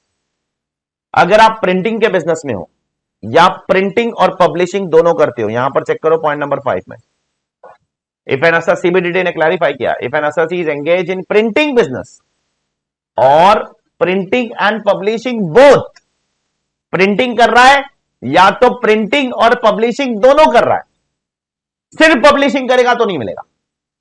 देखो एक तो काम होता है प्रिंटिंग करना, मिलेगा, प्रिंटिंग भी मैं कर रहा हूं, पब्लिशर भी मैं हूं, मिलेगा। मैं सिर्फ पब्लिशर हूं तो नहीं मिलेगा, या तो आपको सिर्फ प्रिंटिंग करना है या प्रिंटिंग के साथ पब्लिशिंग करना है तो मिलेगा एडिशनल डेप्रिसिएशन आपको भी। अगर नई प्लांट एंड मशीनरी खरीद के पुट टू यूज करोगे, यूज करना पड़ेगा, खरीद के रखने से कुछ नहीं होगा, ठीक है सर। वन टाइम बेनिफिट है ना, हाँ, हर साल नहीं मिलने वाला है, ये पहले साल में से। हर साल चाहिए तो अगले साल एक और मशीनरी खरीदो नई वाली, तो अगले साल वापस मिलेगा। तो एक मशीनरी पे एक बार, ठीक है। अब गवर्नमेंट ने कुछ मशीनरीज को यहां से बाहर निकाल दिया है जिस पर आपको एडिशनल डेप्रिसिएशन नहीं मिलने वाला है। पहला, अगर second hand plant and machinery है नहीं मिलेगा, second hand plant and machinery नहीं चलेगी, नई प्लांट एंड मशीनरी चाहिए, नई नई नई नई न्यू, ये पहली मशीनरी बाहर है। दूसरा, ऑफिस में रखने वाली मशीनरी नहीं चलेगी, लाइक एसी, लाइक कंप्यूटर, ये सब नहीं चलेगा। हाँ अगर कंप्यूटर फैक्ट्री में रखा है और फैक्ट्री में यूज हो रहा है वो कंप्यूटर तो चलेगा, ऑफिस में मत रखो या रेसिडेंशियल अकोमोडेशन में मत रखो, लाइक फ्रिज रखे हो, लाइक माइक्रोवेव, नहीं चलेगा। तो अब तक क्या क्या नहीं चल रहा है, गवर्नमेंट को क्या पसंद नहीं है यहां पर, सेकेंड हैंड मशीनरी तो बिल्कुल नहीं पसंद, ऑफिस में रखने वाली मशीनरी नहीं पसंद है, रेसिडेंशियल अकोमोडेशन में रखने वाली मशीनरी नहीं पसंद है, शिप्स नहीं पसंद, एयरक्राफ्ट नहीं पसंद, रोड ट्रांसपोर्ट व्हीकल नहीं पसंद, किसी भी किस्म का ट्रांसपोर्ट नहीं। अब ये सब मैन्युफैक्चरिंग में थोड़ी यूज होता है। गवर्नमेंट का टारगेट क्या है, आप फैक्ट्री में खरीदो मशीनरी, उस पर देंगे हम आपको। अब कार थोड़ी फैक्ट्री में मशीनरी की तरह यूज होती है, एयरक्राफ्ट थोड़ी मशीनरी की तरह यूज होता है, पानी का जहाज थोड़ी मशीनरी की तरह यूज होता है। हाँ वो भी एक प्लांट एंड मशीनरी है इनकम टैक्स के डेफिनेशन के हिसाब से, बस उस पर हम आपको नॉर्मल डेप्रिसिएशन देंगे, एडिशनल मत मांगिए प्लीज। तो किस किस पे अब तक एडिशनल नहीं मांग सकते हो आप, ये बहुत इंपॉर्टेंट पॉइंट है, इसी पे क्वेश्चन बनता है एग्जाम में। Second hand machinery not allowed, office में रखने वाली machinery not allowed, guest house residential accommodation में रखने वाली machinery not allowed, ship not allowed, aircraft not allowed, road transport vehicle not allowed. और आखिर में एक ऐसी मशीनरी जिसपे आप ऑलरेडी 100% डिडक्शन लेके बैठे हो, मिसाल के तौर पे एक ऐसी मशीनरी जिसपे ऑलरेडी 100% डिडक्शन लेके बैठे हो, मिसाल के तौर पे कि आपने कोई साइंटिफिक रिसर्च करते हो आप, अब साइंटिफिक रिसर्च वालों को ऑलरेडी क्या मिलता है, 100% डिडक्शन मिलता है। सी एंटर में पढ़ा होगा, नहीं पढ़ा हो तो सीए फाइनल में पढ़ लेना। साइंटिफिक रिसर्च वालों को 100% डिडक्शन मिलता है इनकम टैक्स। तो साइंटिफिक रिसर्च वाले ने एक मशीनरी खरीदा, उस पर 100% डिडक्शन क्लेम कर लिया है। अब जब 100% क्लेम कर लिया तो और 20% क्यों मांगने आ रहे हो भाई, नहीं मिलेगा, चेक करो। Any plant and machinery which has already been allowed as deduction under at 100%, okay. तो इंपॉर्टेंट सेक्शन है, केयरफुल रहना। क्यों लाया गवर्नमेंट ने, to encourage manufacturing, to encourage power generation. Manufacturing की देश में जरूरत है कि नहीं है, चाहिए, जरूर है। मैन्युफैक्चरिंग से क्या होता है, एम्प्लॉयमेंट जनरेट होता है, मैन्युफैक्चरिंग से बहुत प्रोडक्शन होता है, प्रोडक्शन होने से एक्सपोर्ट कर सकते हो आप, देश के अंदर लोगों की नीड्स को पूरी कर सकते हो। पावर जनरेशन बहुत जरूरी है, घर घर बिजली चाहिए हमको, इसलिए उनको एक एक्स्ट्रा बेनिफिट दिया है। ये बेनिफिट ट्रेडर को नहीं है, ये बेनिफिट प्रोफेशन वालों को नहीं है, हमारे लिए नहीं है, टीचर के लिए नहीं है, टीए के लिए नहीं है, डॉक्टर के लिए नहीं है। ये बेनिफिट सिर्फ और सिर्फ मैन्युफैक्चरर्स और पावर जनरेटर्स के लिए। I hope it is clear to all of you. तो यहां पर मैं आज का सेशन अपना रोक देता हूं, ठीक है। और आज का सेशन रोकने के पहले एक बार मैं आपको बता देता हूं आज हमने क्या क्या किया है। सबसे पहले आज हमने सेक्शन 28 शुरू किया है। सेक्शन 28 में हमने क्या किया है? Charging section. बिजनेस करना जरूरी है। बिजनेस का मतलब क्या होता है? Business includes trade, commerce, manufacture in the nature of adventure. Profession करना जरूरी है। प्रोफेशन का मतलब क्या होता है? वोकेशन। वोकेशन मतलब क्या? स्किल, कोई भी स्किल, डिग्री की जरूरत नहीं। उसके बाद बहुत सारी कैटेगरीज थी। बहुत बड़ी लैंड है, उसको मैंने टुकड़ों में तोड़ा और फिर बेचा, कैपिटल। बहुत बड़ी लैंड है, उसमें मैंने कॉलोनी कंस्ट्रक्ट किया, फैक्ट्री बनाया, ऑफिस बनाया, घर बनाया, स्कूल बनाया, कॉलेज बनाया, फिर बेचा, ईजीबीपी। इंटरेस्ट इनकम कमाया, बाय डिफॉल्ट आईएफओएस। लेकिन अगर वो इंटरेस्ट इनकम बिजनेस का कॉन्ट्रैक्ट लेने के लिए कमा रहा हूं, और बिजनेस का कॉन्ट्रैक्ट चाहिए इसलिए मैंने बैंक गारंटी दिया, उसके लिए इंटरेस्ट कमा रहा हूं, पीजीबीपी। फैक्ट्री में लॉकआउट हो गया और रेंट पे दे दिया सब चीज, पीजीबीपी। वेयरहाउस, गोडाउन रेंट पे दिया, लेकिन साथ साथ में सिक्योरिटी सर्विस भी दे रहा हूं, फ्यूमिगेशन सर्विस भी दे रहा हूं, पेस्ट कंट्रोल भी दे रहा हूं, पीजीबीपी। हाउस प्रॉपर्टी मैंने अपना लेट आउट किया, income from house property. Lodha ने लेट आउट किया, इनकम फ्रॉम हाउस प्रॉपर्टी। लेकिन अगर आपका मेन बिजनेस ही प्रॉपर्टी अक्वायर करके लेट आउट करना है, मेमोरेंडम में लिखा हुआ है, सब्सटैंशियल इनकम भी उसी लेट आउट से आती है, तो PGBP as per supreme court. तो लोधा और उस पर्टिकुलर बिजनेस में आप डिफरेंस समझिए, अलग है वो। Then coming to profits and gains में क्या क्या आता है? प्रॉफिट्स एंड गेन्स में रियल होना चाहिए, रेवेन्यू होना चाहिए, कैश इन काइंड दोनों चलेगा, लीगल इनलीगल दोनों चल जाएगा। Then comes carried on by SSC का मतलब क्या होता है? एसएससी कंट्रोल करना चाहिए। Then comes at any time during the previous year, पूरा साल करना जरूरी नहीं, कुछ समय भी करोगे तो भी चलेगा, एवाई में करना जरूरी नहीं। उसके बाद आया कि कंप्यूट कैसे करने का, तो बहुत प्यारा आंसर है 30 टू 43 डी फॉलो कर लो, लेकिन वो फॉलो करने के पहले बुक्स मेंटेन करना पड़ेगा। और बुक्स कैसे मेंटेन करोगे? मर्केंटाइल, कैश दोनों चलेगा, लेकिन रेगुलरली फॉलो करो। मर्केंटाइल फॉलो कर रहे हो तो इंस्टीट्यूट के स्टैंडर्ड नहीं फॉलो करो, गवर्नमेंट के स्टैंडर्ड फॉलो करो, आईसीडीएस। और अगर ये सब नहीं करोगे तो फिर एओ चढ़ के बैठेगा 144 बैचेस में। उसके बाद हमने अपना डिडक्शन शुरू किया। पहला डिडक्शन जो हमने शुरू किया है, जो समय लगेगा उसको, अगला लेक्चर भी इसी में जाएगा, दैट इज डेप्रीसिएशन। डेप्रीसिएशन सबसे पहले हमने नॉर्मल डेप्रीसिएशन शुरू किया, ब्लॉक वाला। ओनर होना जरूरी है। ओनर मतलब बेनिफिशियल ओनर, लीगल ओनर नहीं। हायर परचेज के केस में ओनर कौन होगा? Hire purchase. लीज के केस में ओनर कौन होगा? लेसर। और फिर एक आईसीडीएस का केस लॉ किया था, ठीक है। उसके बाद असेट को यूज करना भी जरूरी है। यूज में एक्टिव यूज भी आ जाएगा, पैसिव यूज भी आ जाएगा। पैसिव यूज मतलब जो इमरजेंसी में जरूरत है वो असेट। अच्छा, किसी एक्स्ट्रॉर्डिनरी रीजन की वजह से यूज नहीं कर पा रहा हूं तो क्या डेप्रिसिएशन मिलेगा? हाँ मिलेगा। उसके बाद हमने ब्लॉक का कॉन्सेप्ट देखा, प्लांट, मशीनरी, फर्नीचर, बिल्डिंग, उनके रेट्स।